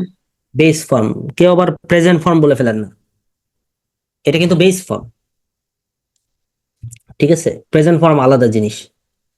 So অর্থাৎ টুর পরে যদি ভার্বের বেস ফর্ম বসাই সেটাকে আমরা ইনফিনিটিভ বলি। তো ইনফিনিটিভ যখন আসছে তখন একই সাথে আমাদের একটু জিরান্ডের কথাটাও আসবে নাকি? জিরান্ড কি? ভার্ব ওয়ানের সাথে আমরা কি যুক্ত করে দিব? আইএনজি। আইএনজি। ING। আচ্ছা, এই জিরান্ডের কথা যখন আসবে তখন কিন্তু একই সাথে প্রেজেন্ট পার্টিসিপলের কথাটাও আসবে। প্রেজেন্ট পার্টিসিপল দেখতে কিরকম, ভার্ব ওয়ান, এটার সাথে আপনি আইএনজি যুক্ত করে দিবেন। তো দুইটাই তো একই রকম হয়ে গেল। জি স্যার। তো এই দুইটার মধ্যে পার্থক্যটা কি? আমি স্যার একটা নাউনের জিরান্ড কাজ বা করে, একটা নাউনের কাজ জিরান করে, নাউনের আরেকটা কাজ করে, আরেকটা অ্যাডজেক্টিভ নাউনের কাজ করে, অন্যান্য আরেকটা পার্টিসিপেট অ্যাডজেক্টিভের হিসেবে বসে। অন্যান্য, জি স্যার। হ্যাঁ রাইট। তো এটার উপরে সম্ভবত আমার একটা ক্লাস আছে, একটু আমি এখন কত নম্বর ক্লাস বলতে পারছি না, একটু একটু খুঁজবেন ওই ইউটিউব চ্যানেলে, যে একটু খুঁজে দেখবেন, যে ওখানে পাবেন আশা করি, যে জিরান্ড এবং প্রেজেন্ট পার্টিসিপলের একটা পার্থক্য আছে। মানে মোটামুটি ক্লাসের একটু লেন্দি আছে, প্রায় 40-50 মিনিট ক্লাস। সো ওইটা একটু দেখে নিবেন, তাহলে বুঝতে পারবেন যে জিরান্ড আর প্রেজেন্ট পার্টিসিপল আমরা তো শুধু এতটুকু পার্থক্য করি, একটা হলো নাউনের কাজ করে আর একটা হলো অ্যাডজেক্টিভের কাজ করে, ব্যাস শেষ।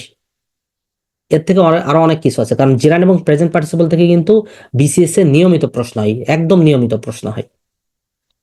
স্যার এর So, আগের ঠিক আছে, ক্লাসটাও আজকে কি স্যার আপনার ইউটিউব চ্যানেলটার লিংকটা দিয়েন। আচ্ছা ঠিক আছে, আমি লিঙ্কটা দিয়ে দিব। ঠিক আছে, এখানে স্যার দেখেন গতকালের ক্লাসটা? ওইটাও আছে তো ইউটিউবে জি স্যার, আপলোড। তাহলে একটু লিংকটা দিয়ে স্যার দেন। স্যার প্রত্যেকটা ক্লাসে থাকে, জি। আচ্ছা ঠিক আছে, আমি লিঙ্কটা দিয়ে দিব, অসুবিধা নেই।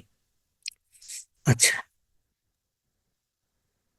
তো আমাদের প্রথম এই সেগমেন্টের প্রথমটা আমরা শুরু করি। He went away instead to wait. Instead to wait বলতে পারবেন এখানে প্রবলেমটা কোথায়? প্রবলেমটা কোথায় বলেন? স্যার প্রথমে ইনস্টিটিউট আপনাকে অফ হয় না? যেটা কারেকশন করতে হবে সেটা ইনস্টিড টু বসে না, ইনস্টিড অফ। ইনস্টিড অফ অর্থাৎ he went away instead of wait.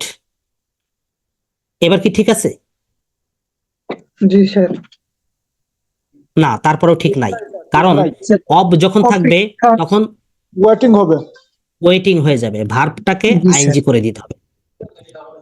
ভার্বটাকে ING করে দিতে হবে। প্রথম আপনার কাজটা হলো যে এইটা জানতে হবে যে ইনস্টিড টু হয় না, ইনস্টিড কি হয়, অফ বসে।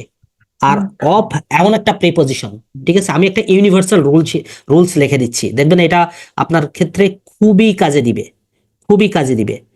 যে কোনো প্রিপজিশন নোট করে নেন, ছোট্ট একটা রুলস অথচ ইউনিভার্সাল একটা রুলস। সরি, প্রিপজিশনাল লিখে ফেলছি, প্রিপজিশন। স্যার দেখেন প্রিপজিশন সবসময় প্রিপজিশনাল অবজেক্টের পূর্বে বসে। Prepositional object, right. আচ্ছা, সেক্ষেত্রে দেখেন একটু আগে এটা লিখে নেন যে প্রিপজিশন টু ব্যতীত, টু ব্যতীত পৃথিবীতে যত প্রিপজিশন আছে এরপরে যদি কোনো ভার্ব থাকে, কথা হলো এইটা, চোখ বন্ধ করে আপনি আইএনজি করে দিবেন, জেরান্ড করে দিবেন, চোখ বন্ধ করে। আমি বলছি কিন্তু টু ব্যতীত, তবে এখানেও একটা কথা আছে, টুরও ব্যতিক্রম আছে, অর্থাৎ কতগুলো টু আছে যার পরেও আইএনজি বসে, সেটা আমরা পরে বলবো, এটা এই মুহূর্তে আলোচনা করার দরকার নাই। আমরা আপাতত এটা শিখি যে প্রিপজিশন টু ব্যতীত এনি প্রিপজিশন এরপরে কোনো ভার্ব থাকলে সেটা হলো আইএনজি হবে। সো আমরা ইনস্টিড, প্রথম কাজ হলো ইনস্টিডের পর টু বসে না, ইনস্টিড অফ বসে। এটা কিসের রুলস? Appropriate rules. এবং অফের পরে কোনো ভার্ব থাকলে সেটা কি হয়ে যাবে? আইএনজি হয়ে যাবে। সহজ কথা, আর কোনো আমার মনে হয় নিয়ম লেখার দরকার নাই, এখানে খুব বেশি লেখালেখি নিয়মটা আবার একটু বলেন। আচ্ছা ঠিক আছে, প্রথমে দেখেন এখানে দুইটা প্রবলেম। আমরা যদি এখানে চিন্তা করি, দেখেন আপনাকে প্রথমে হলো একটা ইউনিভার্সাল রুলস শিখাই দিচ্ছি, এবং এই রুলসটার একটা বিষয় বলি। আপনাকে যদি আমি প্রথমে এটা না বলতাম তাহলে দেখবেন যে কতগুলো বই আছে, আমি নাম উল্লেখ করি, ক্লিফস্টোফেলস। ধরেন ক্লিফস্টোফেলস আপনি সম্ভবত 85 বা 86, মানে এই পাতাইগুলো গেলে আপনি দেখবেন যে ওখানে কতগুলো চার্ট দেওয়া আছে। এই চার্ট হলো যে কতগুলো নাউন এরপরে প্রিপজিশন, আবার কতগুলো অ্যাডজেক্টিভ এরপরে প্রিপজিশন, কতগুলো অ্যাডভার্ব এরপরে প্রিপজিশন, কতগুলো ভার্ব এরপরে প্রিপজিশন, এরকম। এইগুলোর পরে আরো কোনো ভার্ব থাকলে সেটা কি হয়েছে? আইএনজি দেওয়া হয়েছে। সো আপনি যদি না বুঝে ওইগুলো মুখস্থ করতে চান, মেমোরাইজ করতে চান, ওইগুলো কিন্তু খুব ইম্পর্টেন্ট। তাহলে আপনি মানে অনেকটা সময় লাগবে এবং তারপরেও ঠিকভাবে মেমোরাইজ হবে না। বাট আপনি যদি একটা কৌশল টেকনিক মনে রাখেন যে আমার তো প্রিপোজিশনের পরে কি থাকলো, কোন ভার্ব থাকলো, এটা দেখার দরকার নাই, বা প্রিপোজিশনের পূর্বে কি আছে। ধরেন প্রিপোজিশনের পূর্বে একটা ভার্ব থাকতে পারে, যেমন এখানে এখানে ভার্ব নাই, ইনস্টেড আছে, তাই তো, হি went away instead of. So verb থাকুক, ওয়ার্ড থাকুক, নাউন থাকুক, প্রিপোজিশনের আগে, অর্থাৎ প্রিপোজিশনের আগে যে ওয়ার্ড থাকুক সেটা নিয়ে আমার কোনো কনসার্ন নাই, যা ইচ্ছা তাই থাকুক। আমার কনসার্ন হলো প্রিপোজিশন নিয়ে, এবং সেই প্রিপোজিশন যদি টু বাদে প্রিপোজিশন হয়। টু বাদে প্রিপোজিশন কোনগুলা? ইন আছে, অন আছে, ডাউন আছে, ডিউরিং আছে, যত প্রিপোজিশন আছে আমি আর লিখলাম না, যত প্রিপোজিশন আছে এর পরে যদি কোনো ভার্ব থাকে সেটা কি হয়ে যাবে? চোখ বন্ধ করে জিরান বানাই দিবেন, আইএনজি বানাই দিবেন। সো এক্ষেত্রে আমার আমার যে 77 যে রুলসটা আছে, আমাকে প্রথমে ঠিক করতে হয়েছে ইনস্টিটিউটের পর টু বসে না। কেন বসে না? অ্যাপ্রোপ্রিয়েট প্রিপোজিশন নিয়ম অনুসারে।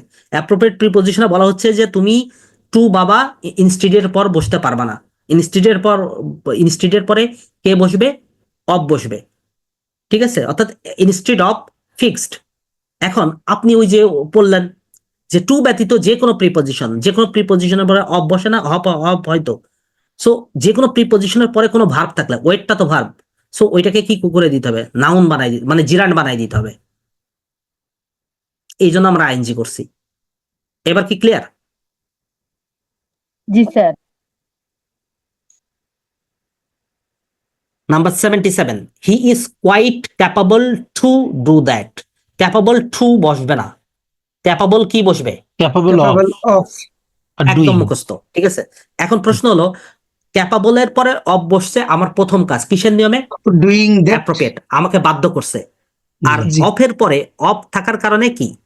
ভার্বের সাথে আইএনজি। রাইট। এই ডুইংটা বসছে কিন্তু শুধুমাত্র ওই প্রিপোজিশনটার কারণে, আর কোনো কারণ নাই। সো আমার মনে হয় এখানে এক্সাম্পল মানে কি বলে, এক্সাম্পল না, এক্সপ্লেনেশন লেখার দরকার নাই। আমরা শুধুমাত্র এইটুকু লিখে নিব, ক্যাপাবল অফ, জাস্ট এতটুকু, ঠিক আছে, এতটুকু। অর্থাৎ আমাদের মেমোরাইজ করে রাখতে হবে ক্যাপাবল থাকলে এরপরে প্রিপোজিশন কি বসবে? অফ বসবে। দেখেন, I often think to go to USA. দেখেন, আমরা যদি এই কারেকশনটা না পড়তাম, এইটা দেখলে অনেকেই, আমি জানি, এটাকে কারেক্ট মনে করবে, বাট আপনাকে মনে রাখতে হবে থিঙ্ক এর পর টু বসে না। থিঙ্ক এর পরে কি বসে বলেন তো? অফ। Think think of.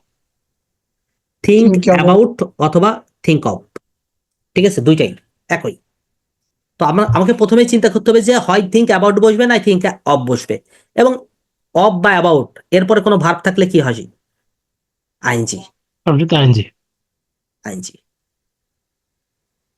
এবার আসেন number 87, you can't avoid to make mistake. এইটা আপনার জন্য চ্যালেঞ্জ আপাতত, যদিও খুব সহজ জিনিস, চ্যালেঞ্জের কিছু নাই, তারপরেও বলি এটা আপাতত আপনার জন্য চ্যালেঞ্জ। Avoid of. বুঝি নাই।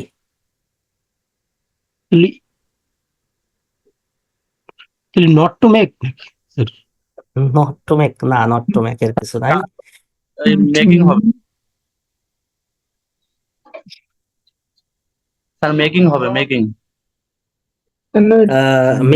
মেকিং তো বুঝলাম, মানে মেকিং অ্যাভয়েড এর পরে আমি কি বসাবো? Sir avoid of making. Sir avoid avoid of মানে প্রিপোজিশন, মানে প্রিপোজিশন হিসেবে আমি কি অফ বসাবো? জি sir, avoid of sir making mistake. Avoid এর পর সবসময় অফই তো দেখছি স্যার। স্যার আচ্ছা। ওই তাহলে ডাইরেক্ট অ্যাভয়েডিং। আচ্ছা আচ্ছা, সেক্ষেত্রে আমি একটু বলি। দেখেন, এই যে এই প্রশ্নটা, আচ্ছা, এই প্রশ্নটা সলভ করতে গেলে, প্রথমে বলি, এই প্রশ্নটা সলভ করতে গেলে আপনাকে রাইট ফর্ম অফ ভার্বসের কিংবা ভার্বসের কোর কতগুলো বিষয় আছে, একদম কোর আইটেমস এর মধ্যে আমি ধরেন আমি আপনাকে একটা এক্সাম্পল দিই। আমরা ছোটবেলায় ধরেন এরকম প্রায় লিখছি না, ধরেন এরকম লিখছি না যে I want dash become a doctor, মানে মাই এম ইন লাইফে লিখছি না, লিখলাম I G, sir. Wanted become a doctor in my childhood. তারপরে সো আই ফিনিশড বা কমপ্লিটেড, ঠিক আছে, ফিনিশড স্টাডি ভেরি ওয়েল। আমি এই দুইটা সেন্টেন্সে সীমাবদ্ধ থাকি। আমার কথা হলো যে আমি এখানে কি কি ব্যবহার করছি। দেখেন, এই যে আমি যেটা পড়ানো শুরু করলাম, এটা কিন্তু এটার জন্য আমাদের আলাদা ক্লাস আছে। ভার্বের উপরে সম্ভবত ক্লাস হয়েছেও, পরবর্তীতে থাকবে আমাদের নেক্সটে ভার্বের উপর ক্লাস থাকবে। সো সেখানে আমরা একদম ডিটেলস শিখবো। আমি শুধু আমার এটা সলভ করার জন্য এই প্রসঙ্গগুলো আসছে। সো আমি ওখানে আনসার হিসেবে কি লিখবো আছে না স্যার? বুঝি নাই। ইনফিনিটিভ আছে না স্যার এখানে? আচ্ছা, প্রথমে এইটুকু বলি, আই ওয়ান্টেড, এটার উত্তর বলি। আমরা 87-এ না যাই, আমরা আই ওয়ান্টেড, এখানে অ্যান্সারটা কি হবে? To become. G sir. To become মানে কি? ইনফিনিটিভ। আর এখানে হবে আই ফিনিশড স্টাডিং নাকি টু স্টাডি? স্যার ফিনিশের পরে প্রেজেন্ট Studying. পার্টিসিপল সম্ভবত। কিছু কিছু ভার্ব আছে এগুলো। এখন এখানে তো বিকামিং বসাতে পারতাম। দেখেন, আমরা ছোটবেলা থেকে যে ইংরেজিগুলো শিখে আসছি, আমাদের মনে কখনো এটা প্রশ্ন হয় নাই যে স্যার দুইটা ভার্ব তো আসলে নর্মালি পাশাপাশি বসে না। এই যেমন ওয়ান্টেড বিকাম নর্মালি বসে না, আমি কিন্তু বলছি নর্মালি পাশাপাশি বসে না। কিন্তু তারপরেও যদি আপনি বসাতে বাধ্য হন, তবে একটু চেঞ্জ করতে হয়। চেঞ্জটা কোন ভার্বের করতে হয়? সেকেন্ড ভার্বের। এখানে সেকেন্ড ভার্ব বলতে কোনটা? বিকাম। জি স্যার। আচ্ছা, এখন প্রশ্ন হলো যে সেকেন্ড ভার্বটা বেশিরভাগ ক্ষেত্রে, আমি বলি না সব ক্ষেত্রে বলি নাই, বলছি বেশিরভাগ ক্ষেত্রে হয় ইনফিনিটিভ হয়, না হলে জিরান্ড হয়। ইনফিনিটিভ মানে 2+V1 হয়, অথবা ভার্বের সাথে আইএনজি হয়। এখন কার জন্য হয় ইনফিনিটিভটা? কার জন্য হয়? প্রথম ভার্বের জন্য। আবার জিরানটা কার জন্য হয়? এটাও প্রথম ভার্বের জন্য হয়। তার মানে প্রথম ভার্বে একটু ঝামেলা আছে। প্রথম ভার্বে তার মানে কিছু না কিছু ঝামেলা আছে। তো বলা জি হচ্ছে স্যার, যে ওটা প্রথম একটু ভার্ব। বুঝাই দিয়েন। আচ্ছা, এটা আমি বোঝানো মানে আমি একদম, আপনারা ধৈর্য ধরে থাকেন, একদম নোটস করাই দেব। একদম নোটস মানে আপনারা নোটস করবেন যে কোন জি। কোন ভার্বের ক্ষেত্রে জিরান্ড হয়। আজকে আমরা ইনফিনিটিভ নিয়ে কথা বলছি না আসলে, ঠিক আছে? স্যার এটি ইনফিনিটিভ। মুখস্থ থাকে না স্যার। স্যার অনেকবার আচ্ছা, চেষ্টা করছি, আমি এগুলো মনে থাকে আচ্ছা না আমি স্যার। আমি একটু টেকনিক দেখানোর চেষ্টা করব। বিশেষ করে ইনফিনিটিভ একটা টেকনিক আছে, একটু ধরাই দিব, আপনারা এটা পারবেন। বাট আমরা প্রথমে করব জিরান্ড, কারণ আমার প্রবলেম হচ্ছে জিরান্ড নিয়ে, ঠিক আছে? অর্থাৎ কতগুলো ভার্ব আছে একটু লেখেন, আমরা একটু লিখি। লেখেন, শিরোনামটা এইভাবে দেন, যেসব ভার্ব এর পরে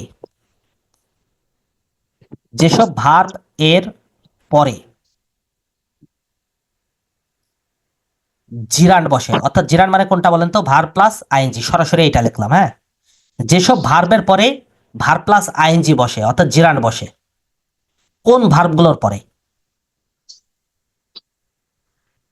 একদম সরাসরি আমরা এটা লিখে দিচ্ছি এখন।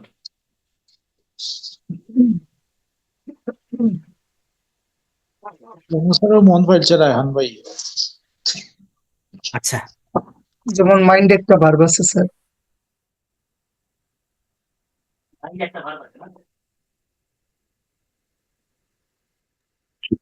আচ্ছা, আছে। এটা হলো আমরা Avoid, admit, একটু সিরিয়াল participate. করেন না। হ্যাঁ, অনেক অনেক আছে, ঠিক আছে, কিন্তু আমরা সবগুলো আসলে লিখবো না, কারণ সবগুলো লিখতে গেলে আপনার মনে থাকবে না। আপনি কোনটা মনে রাখবেন বলেন? তো এক্ষেত্রে আমরা যেগুলো লিখবো সেইগুলোই আশা করা যায় এইগুলোর ভিতর থেকে আমাদের পরীক্ষায় আসলে কম বেশি চলে আসবে, ঠিক আছে?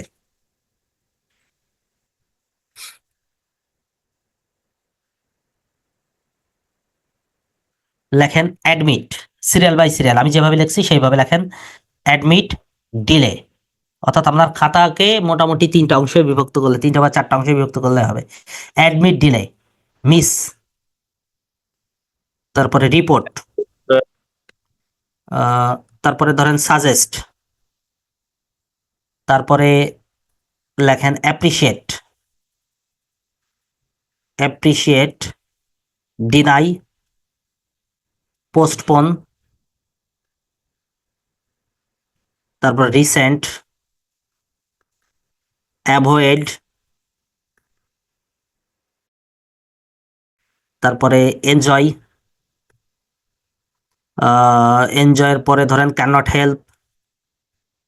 নট হেল্প, তারপরে ফিনিশ, তারপরে প্র্যাকটিস, তারপরে রেজিস্ট, তারপরে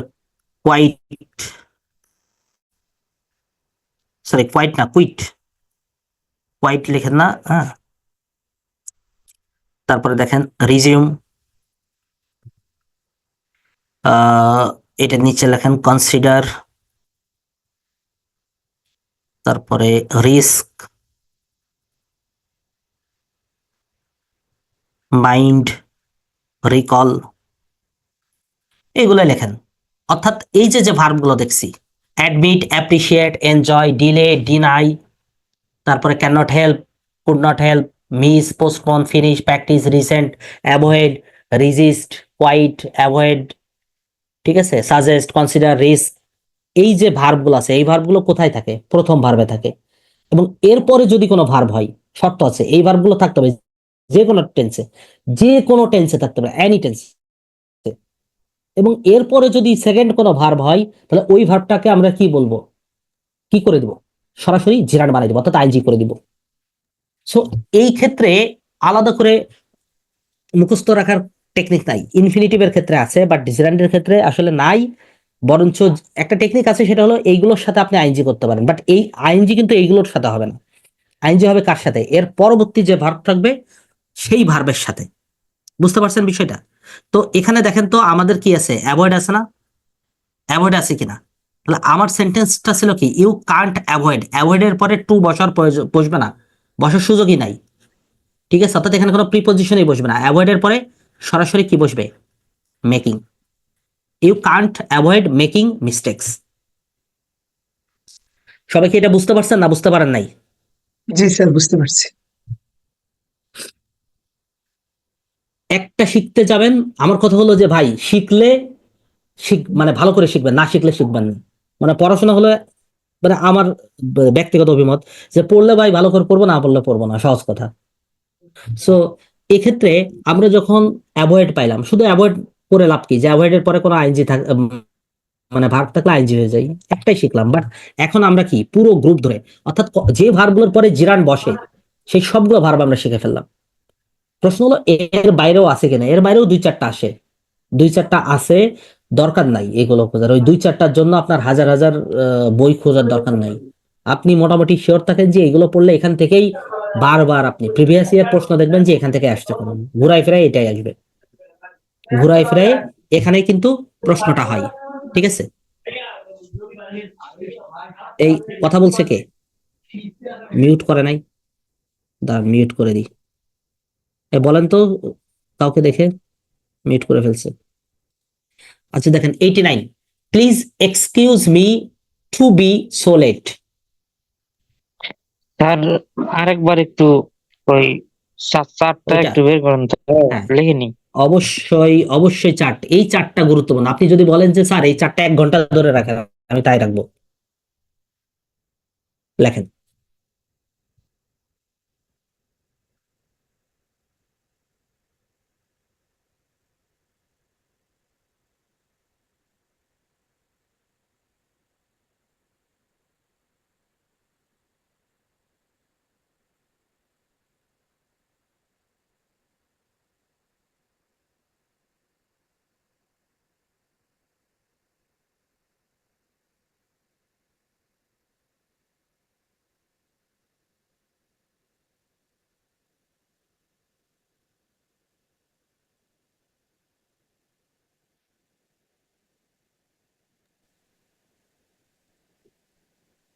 সবাই লিখে ফেলেন।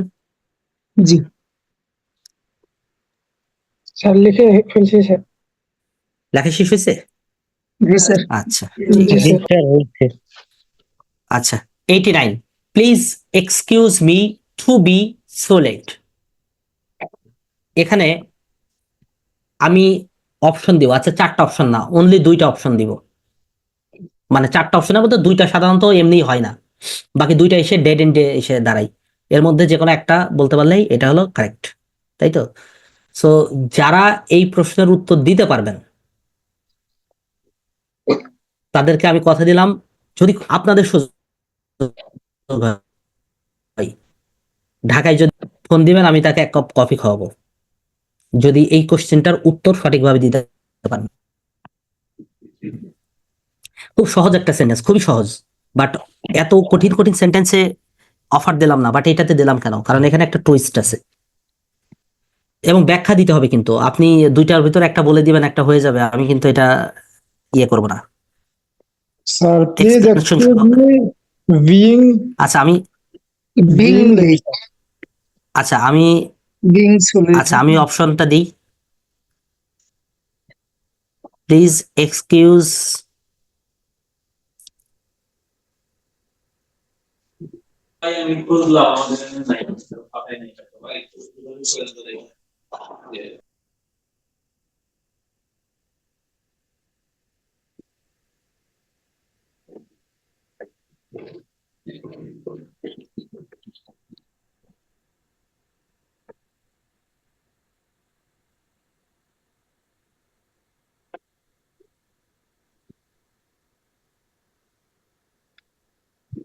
আচ্ছা 2টা দিতে চাইছিলাম, 3টা দিয়ে দিচ্ছি।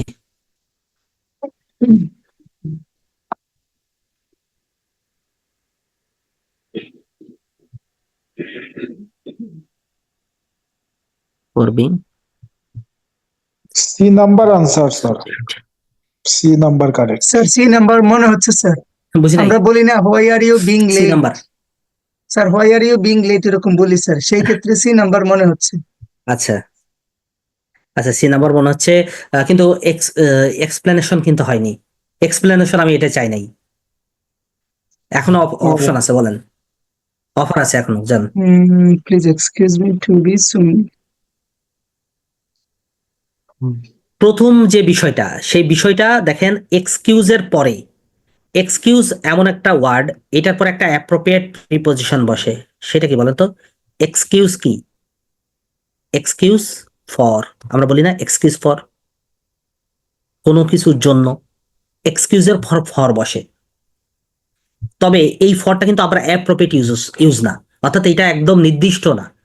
ফর বসতেও পারে, অনেক ক্ষেত্রে নাও বসতে পারে, তবে নর্মালি আমরা ফর বসাই। সো আমরা যদি বিটার একটা টেকনিক্যাল ভুল আছে, কোনটা বলেন তো? Please excuse for me being, হয় না, ফর মি বিং না। আর সি নাম্বারের দেখেন ডিফারেন্সটা হলো, please excuse me for being so late. For, for এর পরে বিং কেন বসছে বলেন তো? ওই যে প্রিপোজিশনের পরে ভার্বের সাথে। প্রিপোজিশন, এরপরে আইএনজি বসে। জি, আর স্যার। ফরটা কেন বসছে? এক্সকিউজের কারণে, এক্সকিউজের পরে ফর বসে। তাহলে অ্যান্সার আমরা মোটামুটি ইয়ে দিচ্ছি, অ্যান্সার কোনটা হইতে পারে বলেন? এখনো সুযোগ আছে, কারেক্ট বলতে পারলে দিব আনসার, ইয়ে দিব, অফার থাকবে, কফি খাওয়াবো সবাইকে, যতজন বলতে পারবেন সবাইকে খাওয়াবো। এত কনফিউজড কেন? আমরা এক্সপ্লেনেশন করলাম, ইয়ে করলাম, তারপরেও বলতে পারছেন না কেন? Excuse me. আচ্ছা আমরা ব্যাখ্যায় চলে আসি। এখানে A number correct, C number correct, দুইটাই কারেক্ট। সি নাম্বার কারেক্ট আমরা অলরেডি এক্সপ্লেনেশন দিয়েই ফেলছি, এইটা নিয়ে আর কোনো কথা নাই। এ নাম্বারের বিষয় আমি তো বললাম এক্সকিউজের পরে ফর বসতে পারে, এটা অ্যাপ্রোপ্রিয়েট তেমন কিছু না, এক্সকিউজের পর ফর বসতে পারে, না বসতে পারে। বাট এখানে যে বিষয়টা, please excuse my being so late, এটা একদম অড অড সেন্টেন্স লাগছে না? স্যার ভার্বের পরে তো পসেসিভ ফর্মটা, এই যে আমি possessive ওইটা adjective- বোঝাইতে চাচ্ছি না, ঠিক আছে? আমার কথা হলো যে এটা একদম অড লাগছে কিনা। জি আচ্ছা প্রথম কথা হলো যে আপনি বলছেন যে ভার্বের পরে আমরা পজিটিভ বসাইতে পারি কিনা। কেন পারবো না? পারি না আমরা? ভার্বের পারি পরে না? আমি নরমালি অবজেক্টিভ বলতে ফর্ম পারি না বসে যে sir. Please give his instructions, কেন ভার্বের পরে পজিটিভ বসবে না কেন? ভার্বের পরে পজিটিভ বসবে না কেন? জি স্যার বসে। পজিটিভ দেখেন, আমি যদি বলি যে প্লিজ আচ্ছা আমি বলি প্লিজ গিভ হিজ, এটা কি হয়? আমি যদি বলি আচ্ছা শুধুমাত্র এইটুকু লিখলাম গিভ হিজ, এটুকুই কোনো সেন্টেন্স হয়? এটা তো পজিটিভ, এটা তো ভার্ব, এটা কিন্তু হয় না। বাট আমি যখন এই হিজের পরে যদি এটা বলি গিভ হিজ রাইটিংস, তার লেখাগুলো দাও, রাইটিংস এখানে কি নাউন, তার মানে পজিটিভের পরে কি বসছে? নাউন বসছে। তাহলে এই জি, noun বসছে। টোটালটা মিলে কিন্তু হয়, তখন বসে। জি, তো এখানে এইটা কি পজিটিভ, তারপরে এইটা কি? হ্যাঁ স্যার, জি এখানে আইএনজি যুক্ত আছে স্যার। জিরান মানে কি নাউন না? জিরান মানে কি জিরান নাউন নাউন, না? জি স্যার। তার মানে জি এখানে একটা বিষয় আমরা নোট করে ফেলি, খুবই গুরুত্বপূর্ণ। ঠিক আছে, দুইটা রুলস আমরা মুখস্থ করে ফেলবো। পজিটিভ ফর্ম, পজিটিভ ফর্মের Possessive পরে যদি কোনো সবসময় ভার্ব নাউন থাকে, বসে। চোখ বন্ধ করে আইনজি, যদি কোনো ভার্ব থাকে, প্রথম কথা আইনজি, আইনজি মানে কি জিরান, তো জিরান তো দিন শেষে কি নাউনের কাজই করবে নাকি? পজিটিভ ফর্মের পরে নাউন বসে, তো কোনো ভার্ব থাকলে আমরা যখন জিরান বানাই দিব, তো জিরান মানে কি নাউনই তো নাকি? তার মানে আলটিমেটলি পজিটিভের পরে নাউন বসে অথবা জিরান বসে। ক্লিয়ার? এটা লিখে আমরা একটু বক্স করি, আরো একটা রুলস বাকি আছে। লিখছেন? জি আচ্ছা এবার আসেন, যদি বলি preposition, preposition plus positive form, preposition plus positive form, এরপরেও ভার্বের সাথে আইএনজি বসে, অর্থাৎ এই প্যাটার্নও থাকতে পারে, এটাও বক্স করেন।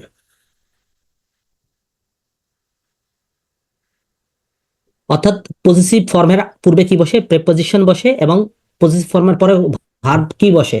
আইএনজি বসে, ভার্বের আইএনজি ফর্ম বসে। এই দুইটা ফরম্যাটেই বসতে পারে। ঠিক আছে, বুঝছেন না বুঝেন নাই?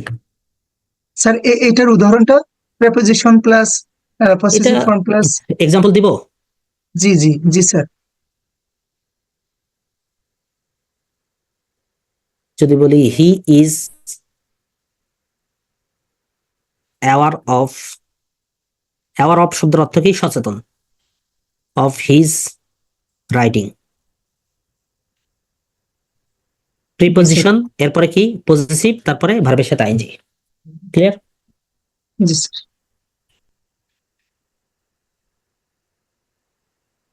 দেখেন আমাদের চলে আসছে, এখন আমরা মনে হয় পারবো। Have you not finished to speak, প্রথম কথা ফিনিশড। দেখেন তো আমরা যে চার্ট লিখে দিয়েছি, এই চার্টের মধ্যে ফিনিশড আছে কিনা? স্যার আছে স্যার। দেখেন আছে স্যার। কোথায়, দেখেন তো। জি ওই যে আছে, প্র্যাকটিসের উপরে স্যার, প্র্যাকটিসের উপরে একদম থার্ড, কোথায় জি লিখলাম? থার্ড আচ্ছা, কলামে এই স্যার। যে এটা, এই যে ফিনিশড আছে না? তার মানে জি স্যার। ফিনিশের পরে যদি কোনো ভার্ব থাকে, তাহলে চোখ বন্ধ করে আমরা অবশ্যই জিরান। কি করব? আইএনজি, জেরান্ড করে দিব, আইএনজি করে দিব। Speaking, have you not finished speaking, শেষ। Would you mind to open, would you mind এমন একটা ভার্ব, উড ইউ এরপরে মাইন্ডের পরে কোনো সবসময় ভার্ব বারবার থাকলে সাথে আইনজি স্যার। আইএনজি, মাইন্ডের পরে বা উড ইউ মাইন্ডের পরে ভার্বের সাথে আইএনজি, ওপেনিং দ্য ডোর। জি স্যার। Opening the door. এগুলোর এক্সপ্লেনেশন ওই বক্সেই এক্সপ্লেনেশন দেওয়া আছে। You must practice to practice. Speaking English. জি স্যার। চলেন আমি বলি, ওই বক্সটা না শেখায়, ওই বক্সটা না শেখায় যদি আমি এইটা লিখে দিতাম, সবাই বলতো স্যার এখানে আপনি একটা ভুল করছেন। সেই ভুলটা কি জানেন? যে টুর পরে ভার্ব ওয়ান বসে, টুর পরে আইনজি বসে না। অর্থাৎ বলতেন যে টু স্পিক। আমাকে শেখাইতে যে আপনি নিজে কত বড় ভুল করতেন, বুঝতে পারছেন? কিন্তু আমরা এখন কিন্তু ওইভাবে চিন্তা করছি না, আমরা চিন্তা করছি প্র্যাকটিস এমন একটা ভার্ব, এরপরে তো আসলে ইনফিনিটিভ বসেই না, এরপরে কি বসে? জিরান বসে। Speaking English, you must practice speaking English, অর্থাৎ প্র্যাকটিস এমন একটা ভার্ব, তারপরে কোনো ভার্ব থাকলে কি বসবে? আইএনজি বসবে। আচ্ছা আমি আপনাকে একটা সেন্টেন্স দিচ্ছি, আপনি দেখেন তো এই সেন্টেন্সটার প্রবলেম বের করতে পারেন কিনা। I am considering, I am considering buying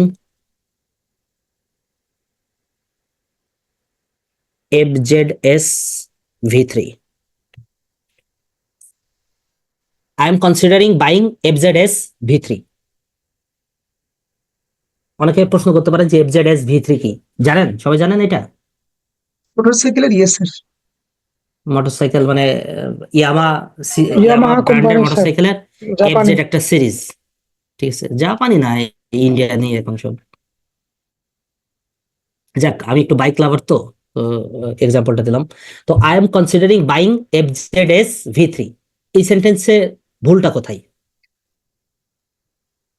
sir ভুল তো নাই মনে হয়। কনসিডারের সাথে তো কনসিডারের সাথে তো অলরেডি আইনজি দেয়াই আছে, আবার জি। এরপরও আপনি আইনজি দিচ্ছেন কেন?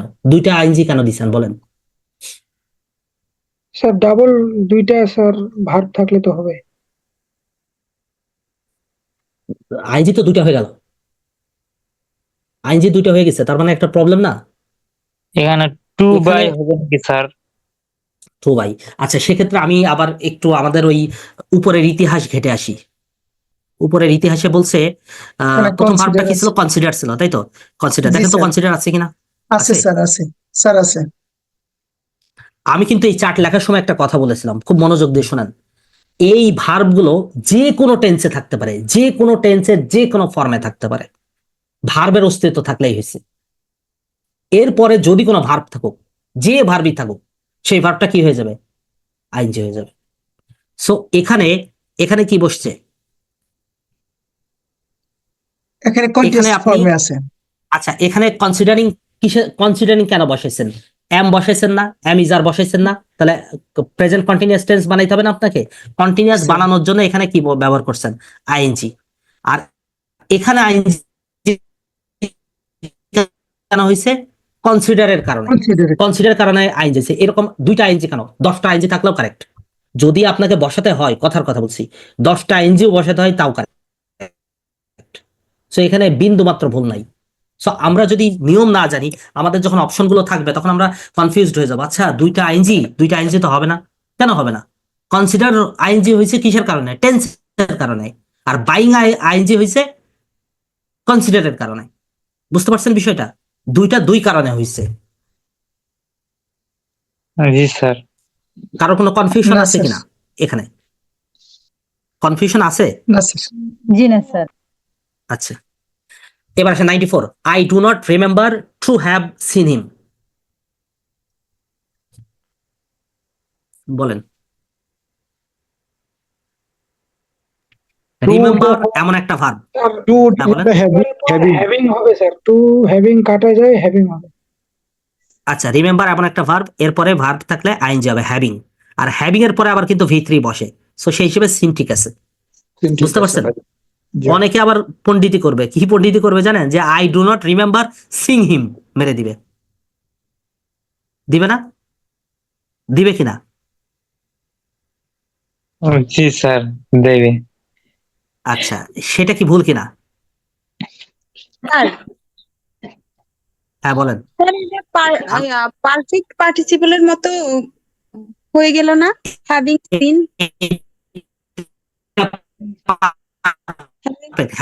Having plus V3। সো অনেকে পণ্ডিতি করে কি দিবে? I do not remember seeing him. আমার কথা হলো, এই পণ্ডিত সাহেব কি ঠিক আছে নাকি সে ভুল? স্যার অবশ্যই ভুল স্যার। অবশ্যই ভুল হলে বলতে হবে। পণ্ডিত সাহেব নাম বলছি কিন্তু। সো তার ভুল প্রমাণ করতে গেলে আপনাকে আরো বড় পণ্ডিত হইতে হবে। I do not remember seeing him, এটাও কারেক্ট। ওই যে উনি বললেন না যে এটা বসছে কি, উপরেরটা বসছে পারফেক্ট পার্টিসিপল আকারে, আর এটা হলো নর্মাল প্রেজেন্ট পার্টিসিপল আকারে বসছে, এটাও কারেক্ট। এভাবে বসানো যায়। পণ্ডিত সাহেব একদম ভুল বলেনি। বুঝতে পারছেন? এটা কারেক্ট তবে হবে স্যার। হ্যাঁ, দুইটাই কারেক্ট, বোথ আর কারেক্ট। এমসিকিউতে দুইটাই কারেক্ট। বাট আমরা যদি রিটেন ইংলিশ লিখতে চাই, তাহলে আমি আপনাদেরকে পরামর্শ দিব, এই ধরনের সেন্টেন্সের ক্ষেত্রে হ্যাভিং পারফেক্ট পার্টিসিপল ইউজ করবেন। পারফেক্ট পার্টিসিপল হলো is the best ornaments. Ornaments এর ইউজ তো বুঝেন, যে আমরা যখন রিটেন ইংলিশ লিখে, ধরেন আপনি লিখছেন একই sentence, I do not remember seeing him as usual, but আমি একটা অর্নামেন্টস ইউজ করছি, পারফেক্ট পার্টিসিপলের অর্নামেন্টস। সেটা হলো I do not remember having seen him. So টিচারের রিটেন তো নাকি, এখানে তো কম্পিটিটিভ এক্সাম, রিটেন এক্সাম হচ্ছে। সো আমারটা একটু হলেও টিচার পছন্দ করবেন, যে না না স্যার এটা সম্ভবত জানে। পারফেক্ট পার্টিসিপল ইউজ করা এত সহজ কিছু না। আমরা জেরান্ড বা প্রেজেন্ট পার্টিসিপল ইউজ ইজিলি করতে পারি, বাট পারফেক্ট পার্টিসিপলের ইউজ ঝামেলা আছে। বুঝতে পারছেন? সো ওই স্যার, ক্ষেত্রে এখানে আমি এটা একটা প্রেফার করবো, বাট দুইটাই বোথ আর কারেক্ট। স্যার একটা জিনিস জানতে চাচ্ছি। স্যার নর্মালি তো সি ভার্বের কন্টিনিউয়াস হ্যাঁ, ফর্ম sure. হয় না, এখানে কিভাবে হইলো স্যার? হ্যাঁ, রাইট। আচ্ছা, কেন আমরা সি, আমি আরো কতগুলো ভার্ব বলি, লাভ, থিঙ্ক, ফিল, সি, এগুলোকে কি বলা হয় বলেন তো? এগুলোকে কি বলা হয়? Verb of sense. এগুলোকে কন্টিনিউয়াস না হওয়ার কারণ হলো স্যার এগুলোকে বলা হয় sensation verb verb, of sir sense, sensation sensation verb. Verb বা ভার্ব জি অফ স্যার। সেন্স। তো এই ভার্ব অফ সেন্স গুলোকে আমরা সাধারণত করি না কেন? আপনি বলেন না আই এম ফিলিং, জি স্যার ইউ, বলি। বলেন না এটা? বলেন তো। ঠিক আছে, এটা নর্মালি হয় না, কিন্তু হয়, আইএনজি হয়, সিং তো হয়, কত জায়গায় ইউজ হচ্ছে। তারপরে লাভ, লাভ, লাভ নর্মালি আমরা আইএনজিটা কম করি। ঠিক আছে, তারপরেও যেমন think, I am thinking of you, বলেন না? একটু আগে তো বললেন, একটু আগে ওই যে থিঙ্ক অ্যাবাউট এর ক্ষেত্রে তো থিঙ্কিং অ্যাবাউট বললেন। সো অসুবিধা কোথায়? হয়। আসলে এটা তো ল্যাঙ্গুয়েজ, ল্যাঙ্গুয়েজের আসলে কি গদ বাঁধা কোনো নিয়ম থাকে না। আমরা আসলে ছোটবেলা থেকে ওই যে আমাদের পড়ালেখার স্টাইলটা অনেকটা লেকচার এবং পাঞ্জেরি বইয়ের মতো বা অ্যাডভান্স বইয়ের মতো, গদ বাঁধা কতগুলো নিয়মে পড়াশোনা করছি। কিন্তু আসলে আমি ব্যক্তিগতভাবে বিশ্বাস করি যে আপনি দেখবেন যে ইংলিশ মিডিয়াম কতগুলো বই ছিল ছোটবেলায়, 6 স্ট্যান্ডার্ড, 7 স্ট্যান্ডার্ড, 8 স্ট্যান্ডার্ড, ওই বইগুলো ইংলিশ টু ইংলিশ। যেমন ধরেন রেমন্ড অ্যান্ড মার্ফির একটা বই আছে, তারপরে মাইকেল এস ওয়ানের একটা বই আছে। এই বইগুলো আপনি একটু পড়ে দেখবেন, দেখবেন যে অনেক সহজ করে লেখা, ইংলিশে লেখা, বাট পড়বেন দেখবেন সহজ এবং খুব ভালো লাগবে। তারপরে ধরেন এগুলো মানে আমি ছোটবেলার পড়াশোনা বলছি, এখন এই মুহূর্তের কথা বলছি না, ছোটবেলার পড়াশোনা বলছি। তারপরে আমরা হলো আমার মনে আছে আমি কলেজে থাকতে রাজশাহী ইউনিভার্সিটির একজন টিচার আছেন, ওনার নাম হলো দন্তেশ দিয়া সাদাত হোসেন বা এরকম, ভদ্রলোকের ইংলিশ বই, মানে ইংলিশ বই, গ্রামার বই পুরোটা ইংলিশে লেখা, অসাধারণ একটা বই। তো এই যে মানে ইয়েগুলা, মানে আমাদের যে রিসোর্স, এই রিসোর্স গুলো আমরা অনেক ক্ষেত্রে ছোটবেলা থেকে গদবাঁধা কিছু পড়ছি, আমরা ধরেই নিছি যে এগুলোর পরে মানে এইটা মানে কি এইটাই, এর বাইরে আর কোনো কিছু নাই। ঠিক আছে, তো বিষয়গুলো এরকম না। আর আরো একটা বিষয়, যেমন দেখেন আমরা ছোটবেলায় ওই যে পড়ছি না যে মডেল অক্সিলারির পরে ভার্বের প্রেজেন্ট ফর্ম হয়, আছে না? আমাদের প্রতিষ্ঠিত বইগুলোতে এখনো আছে। মডেল অক্সিলারির পরে ভার্বের প্রেজেন্ট ফর্ম হয় না ভার্বের বেস ফর্ম হয়, ভার্বের Base form। সিম্পল ফর্ম হয় বা বেস ফর্ম হয়। ঠিক আছে, নাম্বার 95, উই কুডেন্ট রিস্ক, রিস্কের পরে কি বসে বলেন? রিস্কের পরে কি বসে? আইনজি। রিস্কের পরে আইনজি। আমরা সরাসরি একটু আগে দেখলাম না যে রিস্ক এমন একটা ভার্ব, সরি, এরপরে কোনো ভার্ব থাকলে কি হবে? আইনজি বসে এনজি যাবে। হবে স্যার, লিভিং। তার মানে লিভিং। একদম ওই এক্সাম্পল দেখেন, আপনি ওই চার্ট মুখস্থ মানে কি, আপনি এগুলো ঠাস ঠাস করে অ্যান্সার করে চলে যাচ্ছেন, কোনো এক্সপ্লেনেশনের দরকার নাই। শর্ত হলো প্রোভাইডেড দ্যাট আপনাকে ওই চার্টটা মুখস্থ রাখতে হবে, মেমোরাইজ করে রাখতে হবে। He was busy to prepare his lesson, বলেন he was busy to prepare his lesson. খুব সহজ। ঠিক আছে, প্রিপেয়ারিং হবে। এখন আপনার প্রশ্ন হলো যে স্যার এখানে তো ওই ভার্ব তো নাই, এখানে তো বিজি কি, বিজি কি অ্যাজেটিভ না? বিজি জি স্যার। অ্যাডজেটিভ কিনা, অর্থাৎ কতগুলো অ্যাডজেটিভ আছে যার পরেও আসলে আইএনজি বসে, কতগুলো অ্যাডজেটিভ আছে যার পরেও আসলে আমরা কি বসাই? আইএনজি বসাই। তো বিজি এমন একটা আইএনজি, শুধু বিজি না, আমি একটু লিখে দিই, একটু লিখতে পারেন। বিজি এবং ওর্থ, এই দুইটা ক্ষেত্রে আমরা, এই দুটা অ্যাডজেটিভ, কিন্তু এরপরে কোনো ভার্ব থাকলে আমরা কি বসাই? আইএনজি বসাই। ঠিক আছে, লিখে বক্স করে নেন, লিখে বক্স করেন। বিজি বা ওর্থের পরে কোনো ভার্ব থাকলে সেটা আইএনজি বসবে। দেখেন এটা সলভ করতে পারেন কিনা।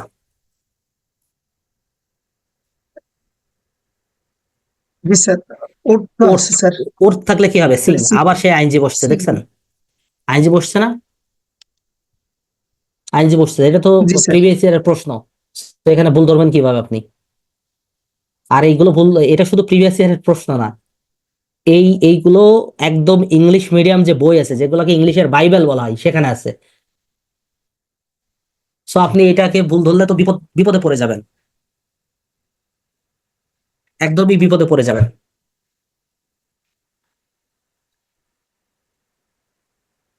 আচ্ছা, আমি একটা এক্সাম্পল দিই।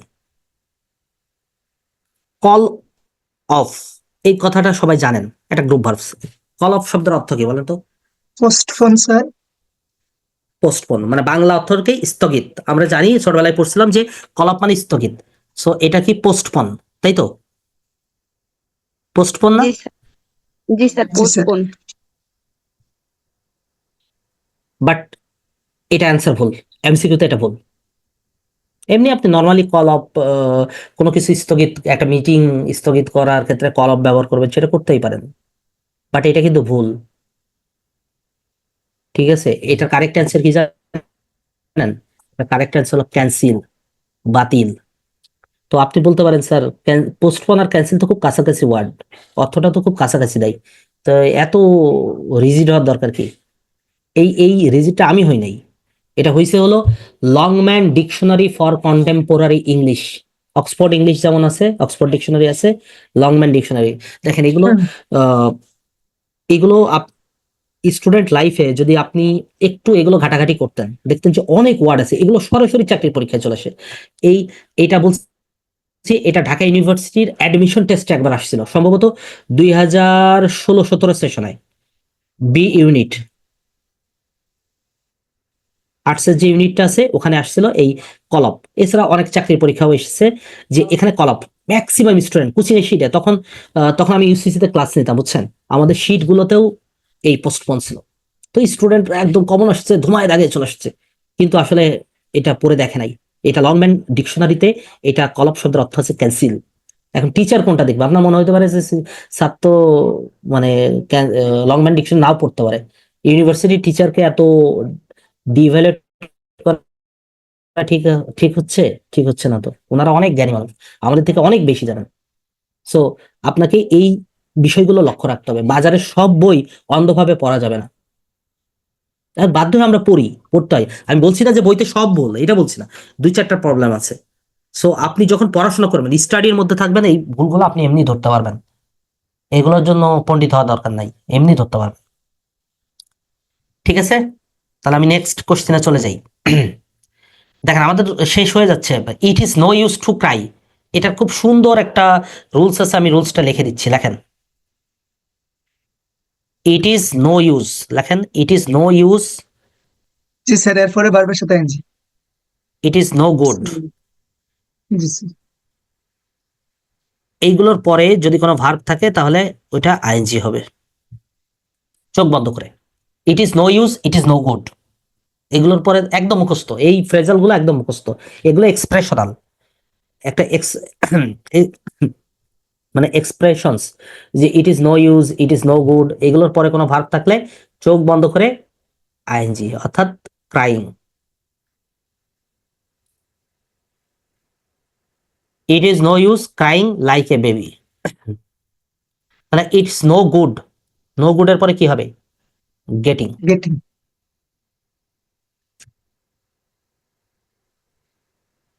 সেন্টেন্সটা আবার। দেয়ার ইজ,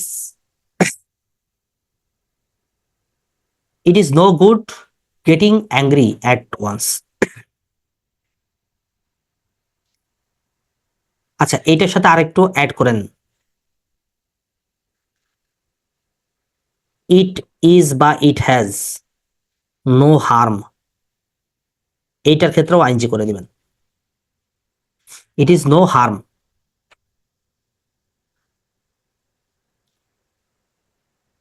লিখছেন? It has no harm sir. It is no harm, harm. তো এটার অ্যান্সার কি হবে? There is no harm, visiting him now. সেক্ষেত্রে শুধু এটা না, এর সাথে ইন, হার্ম ইন হয়, ইন ভিজিটিং, হার্মের ক্ষেত্রে ইন হয়। ঠিক আছে, ইন বসানোটা শ্রেয়। অনেক সময় দেয়ার ইজ নো হার্ম ভিজিটিংও থাকতে পারে, বাট হার্মের পরে ইন বসে, আপনি একটু ওই জায়গায় লিখে নিয়েন এখানে, it is no it is বা it has no harm in. Use বা গুডের ক্ষেত্রে যেমন এটা বসানোর প্রয়োজন নাই, বাট নো হার্মের ক্ষেত্রে ইন বসবে। ঠিক আছে, নো হার্ম ইন, বুঝতে পারছেন? জি। এই হলো, কি স্যার? হ্যাঁ হ্যাঁ, হারমিন মানে কি? মানে ক্ষতি, এখানে কোনো ক্ষতি নাই। মানে এখানে মানে আপনি ভিজিট, আমাদের সেন্টেন্সটা কি ছিল একটু দেখি। There is no harm in visiting him now, অর্থাৎ ওই জায়গাটাই মানে এখন মানে তোমার সাথে দেখা করার ক্ষেত্রে, তার সাথে দেখা করার ক্ষেত্রে কোনো ক্ষতি নাই। ধরেন মনে করেন সে আপনি বিরোধী দলীয় একজন লোক, আপনি সরকার দলীয় লোকের কাছে গেলেন, আপনার মনে হইতে পারে যে সরকার দলীয় লোকের কাছে গেলে আপনার ক্ষতি করে দিতে পারে। সো আপনি যাওয়ার পরে আপনি ফিল করলেন যে না, তার কাছে গেলে, এই মুহূর্তে গেলে কোনো ক্ষতি নাই। সো এই ক্ষেত্রে বোঝানো হচ্ছে যে নো হার্ম ইন, অর্থাৎ কোনো ক্ষতি নেই। ঠিক আছে, জি স্যার। এই ছিল আমাদের আজকের লেকচার। আপনারা কি বুঝতে পারছেন কিনা? এখানে দেখেন মুখস্থ মেমোরাইজিং পার্ট ছিল, আবার কিছু কিন্তু গ্রামার পার্টও ছিল। অর্থাৎ মেমোরাইজিং পার্টের মানে ভিতরে ভিতরে পরতে পরতে কিন্তু গ্রামার ছিল, একদম সরাসরি সলিড কোনো গ্রামার ছিল না, বাট মেমোরাইজিং পার্টের পরতে পরতে গ্রামার ছিল। সো ক্লাস করলে আমার মনে হয়, হ্যাঁ বলেন। স্যার আজকে তো ওই যে ভিজিটিং ভার্বের সাথে আইএনজি মানে জিরান শিখলাম, হুম। বেয়ার ইনফিনিটিভ আচ্ছা, ইনফিনিটিভ শিখলাম না, তাই তো? ইনফিনিটিভ শিখবো আমরা নেক্সট ক্লাসে, শিখবো, অসুবিধা নেই। ঠিক আছে, ও তখন শুধু ইনফিনিটিভ শিখবো না, আরো অনেক কিছু শিখবো ওখানে। ওই পার্টটা করলে আমাদের ক্লাস তো লেন্দি হয়ে যেত, আপনাদের এত ধৈর্য থাকবে না। বুঝতে পারছেন? কারণ আমি আমি আমি চাইলে তো আপনাদেরকে বলেই দিতে পারতাম, এই কতগুলো ভার্ব আছে ইনফিনিটিভ বসে, জানো ও অমুক জায়গায় আছে, মুখস্থ করে ফেলেন। এটা হয় না তো, এটা তো পারেনি। হ্যাঁ, আগের বলেন। ক্লাসটা একটু লিংকটা দিয়ে আচ্ছা, আগের ক্লাসের লিংকটা দিব, ঠিক আছে, আগের ক্লাসের লিংক দিয়ে দিব না। ইউটিউবে আচ্ছা, চ্যানেল আর কোনো, স্যার, হ্যাঁ হ্যাঁ, বুঝি নাই। ইউটিউব চ্যানেল আপনার লিংকটা দিয়েন। আচ্ছা, ইউটিউব চ্যানেলের লিংক আমি দিয়ে দিচ্ছি, ঠিক আছে। আমাদের যতগুলো প্ল্যাটফর্মে থাকবে সবগুলো দিয়ে দেবো, সবগুলো ভিজিট করে দেখবেন যে কোন প্ল্যাটফর্মে কোন কোন ক্লাসগুলো আছে, একটু দেখবেন, ঠিক আছে। অফ টাইমে এগুলো দেখবেন, আর সবসময় আমি বলি লাইভ ক্লাস করবেন, একদম লাইভ, সরাসরি আপনি আমার সাথে ইন্টারাকশন করতে পারছেন, একদম লাইভ ক্লাস করবেন। অনেক সময় প্রবলেম হইতে পারে, অথবা ক্লাস করার পরেও আপনার মনে হইতে পারে একটু টেনে টেনে দেখি, তখন আপনি ওইগুলো ইউজ করবেন। হ্যাঁ, অসুবিধা নেই, ওইটা আপনি টেকনোলজি ইউজ করেন, বাট আমরা সরাসরি লাইভ ক্লাস করার চেষ্টা করব, যাতে আমাদের কোনো প্রবলেম হইলে আমরা সাথে সাথে প্রশ্ন করতে পারি। বুঝতে পারছেন? লাইভ ক্লাসে আর আমি অনেকগুলো কিন্তু, বিষয় জানা যায় স্যার। হ্যাঁ, অনেক ক্লাস জানা যায়। আর আমি কিন্তু আপনাদের জন্য বলেই দিছি যে আমি কিন্তু আপনাদের জন্য ওপেন, যে কোনো প্রশ্ন করতে পারেন, যে কোনো প্রশ্ন, আমি কোনো বিব্রত বোধ করব না। আপনি যে কোনো, ধরেন একটা ইরেলেভেন্ট টপিকের প্রশ্ন করতে পারেন, আমি যদি মনে করি যে এখন এটা উত্তর দেওয়া দরকার তাহলে দিব। আবার অনেক সময় কি হয়, এমন একটা টপিক বললেন, ওইটা এক লাইন উত্তর বলে দিলে আসলে তৃষ্ণা মেটে না, থার্স্ট মেটে না। তো এটা বলতে গেলে আমি তখন বলে দেবো, আচ্ছা এটা আজকের ক্লাস না করে আমরা নেক্সট ক্লাস দরকার হলে একটা এক্সট্রা ক্লাস দিই, দিয়ে পুরো টপিকটাই সে দিয়ে দিই। কারণ আপনি যদি এর মাঝে একটা সাবজাংটিভের একটা এক্সাম্পল দেন, সাবজাংটিভকে আমি এক লাইন আপনাকে বুঝাইতে পারবো? মিনিমাম আমাকে আধা ঘন্টা ক্লাস লাগবে, আধা ঘন্টা 40 মিনিট টাইম লাগবে। তো আমি আধা খেসরা ভাবে কোনো কিছু করতে বিশ্বাসী না, যেটা করবো সেটা ভালো হবে, আর না করলে নাই, সহজ কথা। আচ্ছা, আর কারোর কোনো প্রশ্ন আছে? স্যার একটা সাজেশন চাইছিলাম স্যার, কাইন্ডলি স্যার। জি বলেন। আর আমার ফ্রি হ্যান্ড রাইটিংটা কিভাবে ডেভেলপ করতে পারি স্যার? ওই যে বিসিএস পরীক্ষায় তো স্যার অনেক ফ্রি হ্যান্ড রাইটিং করা লাগে স্যার রিটেনে, জি, কাইন্ডলি যদি বলে দিতেন স্যার। আচ্ছা, সেক্ষেত্রে প্রথমে বলি একদম ইনিশিয়াল স্টেজ থেকে, একদম প্রতিদিন আপনাকে সময়, দেখেন এটা সবার জন্যই, এটা শুনেন, শুধু এটা ওনার প্রশ্ন না, এটা সবার প্রশ্ন হওয়া উচিত। আপনি বিসিএস এর রিটার্ন বলেন, অন্যান্য যতগুলো চাকরি পরীক্ষায় রিটার্ন বলেন, তো আমাদের রিটার্নে ইংলিশের কথায় বলি, কি আসে বলেন তো? ধরেন কম্পোজিশন আসে বা এসে আসে, যেটাই হোক, বা ব্যাংকের ক্ষেত্রে ফোকাস রাইটিং আসে, ট্রান্সলেশনও আসে স্যার। হ্যাঁ আমি বলি ট্রান্সলেশন আসে দুইটা, একটা হলো Bangla to English, English to Bangla. আচ্ছা, তারপরে হলো প্রিসাইজ আসতে পারে, অগমেন্টিভ রাইটিং আসতে পারে, তারপরে ধরেন আপনার হলো যে কোনো বিজনেস লেটার আসতে পারে, বা শুধু লেটার আসতে পারে, অনেক সময় সিভি মেক করা আসে। যে কোনো এক এক চাকরির পরীক্ষায় এক এক ধরনের আসে, তাই না? কোথাও থিমেটিক রাইটিং আসে, আবার কোথাও ধরেন অগমেন্টিভ রাইটিং আসে, মানে ডিফারেন্ট ডিফারেন্ট। কিন্তু মূল বিষয় কি বলেন তো? ইংলিশ রাইটিং মূল বিষয়, আপনি তার কমন পাচ্ছেন না, মূল বিষয় হলো ইংলিশ রাইটিং। সো এক্ষেত্রে আপনি প্রতিদিন, ধরেন আপনি একদম বিগিনার, আপনি কিচ্ছু জানেন না, আপনি কি করবেন? আপনি কালকে থেকে শুরু করবেন। কালকে থেকে প্রথমে আপনাকে আমি পেপারের কথা বলবো না, আপনি যদি কোনো বই থাকে, ওই বিভিন্ন ট্রান্সলেশন করার বই থাকে তাহলে ভালো, না থাকলে আপনি এমনি ছোট ছোট লেখা যে বই আছে না কতগুলো, গল্প বা কবিতার বই, গল্পের বই আছে না কতগুলো, খুব সহজ সহজ, এইগুলো নিবেন। ধরেন ওই বাচ্চাদের ক্লাস 6-7-এর যে গল্পের বই পাওয়া যায় দেখবেন, ছোট ছোট গল্প থাকে, বা 3-4-5-এর গল্পের বই থাকে, ওইগুলো নিয়ে আপনি ট্রান্সলেশন করবেন প্রতিদিন 1 পাতা। প্রথম কাজ, একদম ইনিশিয়াল স্টেজের কথা বলছি। এইভাবে আপনি 15 দিন একদম খুব ছোট ক্লাসের ইয়েগুলো করবেন। আর যাদের আগে থেকে একটু ফাউন্ডেশন ভালো আছে তারা পেপার পত্রিকা নিয়ে বসতে পারেন, প্রতিদিন 1 পাতা করে ট্রান্সলেশন লিখবেন, বাংলা থেকে ইংরেজি, ইংরেজি থেকেও বাংলা করবেন, বাট ম্যান্ডেটরি হলো বাংলা থেকে ইংরেজি।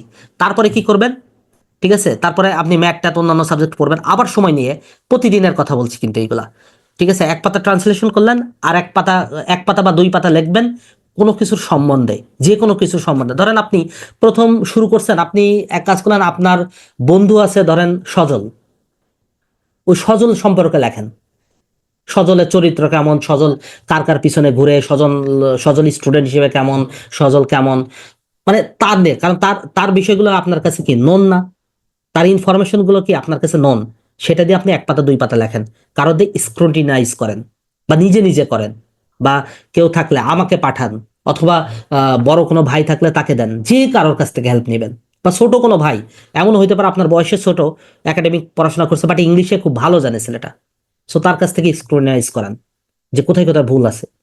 তারপর আস্তে আস্তে কি যান, আস্তে আস্তে আপনি ওয়ার্ল্ড ইকোনমিতে যান, ওয়ার্ল্ড পলিটিক্সে যান, বিভিন্ন পেপারগুলো পড়েন, পেপারগুলো পড়ে আপনি সিরিয়া ক্রাইসিস নিয়ে লেখেন, আফগানিস্তান যে এখন যে নতুন বিপ্লব শুরু করছে এগুলো নিয়ে লেখেন। তারপরে বাংলাদেশের ইকোনমি এখন কি, মানে একটা ক্রাইসিস মোমেন্ট পার করছে, গভর্নর কি কয়েকদিন আগে কি বলছেন যে বাংলাদেশ কি হবে না, শ্রীলঙ্কা হবে না। সো এই টপিকগুলো নিয়ে আপনি লেখেন প্রতিদিন, অর্থাৎ আপনার প্রতিদিন ট্রান্সলেশন আর ওই ইংলিশ লেখার কাজ আপনি 1 মাস কন্টিনিউ করেন, 1 মাস, জাস্ট 1 মাস, পরিবর্তনটা আপনি নিজে ধরতে পারবেন। আমি বলি নাই কিন্তু শিখতে, দেখেন মাইন্ড ইট, প্রথম 1 মাস আপনাকে শিখতেই বলি নাই। আর যদি এমন হয় যে আপনি খুব দ্রুত আপনি রিটেন পরীক্ষা দিবেন, আমি এটা বললাম মোটামুটি 4-5 মাস হাতে থাকলে, আর যদি মনে হয় যে না আপনাকে 1 মাস পরে রিটেন দিতে হবে, তাহলে তো প্রিপারেশনের গতি একটু বাড়াইতে হবে। এগুলোর সাথে সাথে আপনাকে শুরু থেকে একটু ওই যে ওই ওয়ার্ল্ড ইকোনমি, ওয়ার্ল্ড ক্রাইসিস এবং ট্রান্সলেশনগুলো একটু বড় বড় ট্রান্সলেশন যেগুলো পরীক্ষা আসে এগুলো নিয়ে প্র্যাকটিস করতে হবে। এবং আপনি যখন পারবেন না, ট্রান্সলেশন প্র্যাকটিসের ক্ষেত্রে একটা বিষয় বলি, ট্রান্সলেশন প্র্যাকটিস মানে আপনি যে কোনো সেন্টেন্স লিখতে পারবেন, মানে ফ্রি হ্যান্ড রাইটিং এর বস হলো ট্রান্সলেশন প্র্যাকটিস করা, প্যাসেজ ট্রান্সলেশন। দেখেন আপনি প্রথম প্রথম না পারলে কি করবেন, গুগল ট্রান্সলেট করবেন। আপনি না পারার থেকে প্রথমে গুগল ট্রান্সলেট করে করে দেখলেন যে এগুলো কিরকম হয়। গুগল ট্রান্সলেট খুব একটা ভালো ইংলিশ হয় না, বাট প্রথমে এইটা দিয়েই আপনি শুরু করবেন। তারপরে কি করবেন, আপনি গুগল ট্রান্সলেট বাদ দিয়ে আপনি প্যাটার্ন, সাবজেক্ট, ভার্ব, অবজেক্ট বা ইনফরমেশন, এর সাথে একটা লিঙ্কার যুক্ত করলেন, আবার সাবজেক্ট, ভার্ব, এরকম করে আপনি সেন্টেন্স মেক করলেন। এবং এখানে যে ভকেব, আপনার ভকেবের প্রবলেম হবে, ল্যাক অফ ভকেব হবে। এই ভকেবগুলো কোথা থেকে নেবেন, ডিকশনারি থেকে নেবেন, মোবাইলের ডিকশনারি হোক বা ফিজিক্যাল কোনো ডিকশনারি হোক, এগুলো থেকে নিয়ে নিয়ে আপনি লিখবেন প্রতিদিন। এটা আপনাকে প্রতিদিন করতে হবে। তারপরে চেঞ্জটা দেখেন, এটা আপনারা যারা প্রিলি প্রিপারেশন নিচ্ছেন তারাও এটা করতে পারেন অল্প অল্প করে, তাহলে একই সাথে রিটেনের প্রিপারেশন হয়ে থাকলো। ধন্যবাদ স্যার। আর আরেকটা বিষয় বলি, আপনাদের মধ্যে অনেকেই এই যে সামনে দেখবেন যে বিসিএস এর আগেই মনে হয় ওই যে ব্যাংকের কতগুলো এক্সাম স্টার্ট হবে। আপনারা জানেন যে ব্যাংকের প্রিলিমিনারির পরে কিন্তু খুব অল্প সময় পাওয়া যায় রিটেনের জন্য।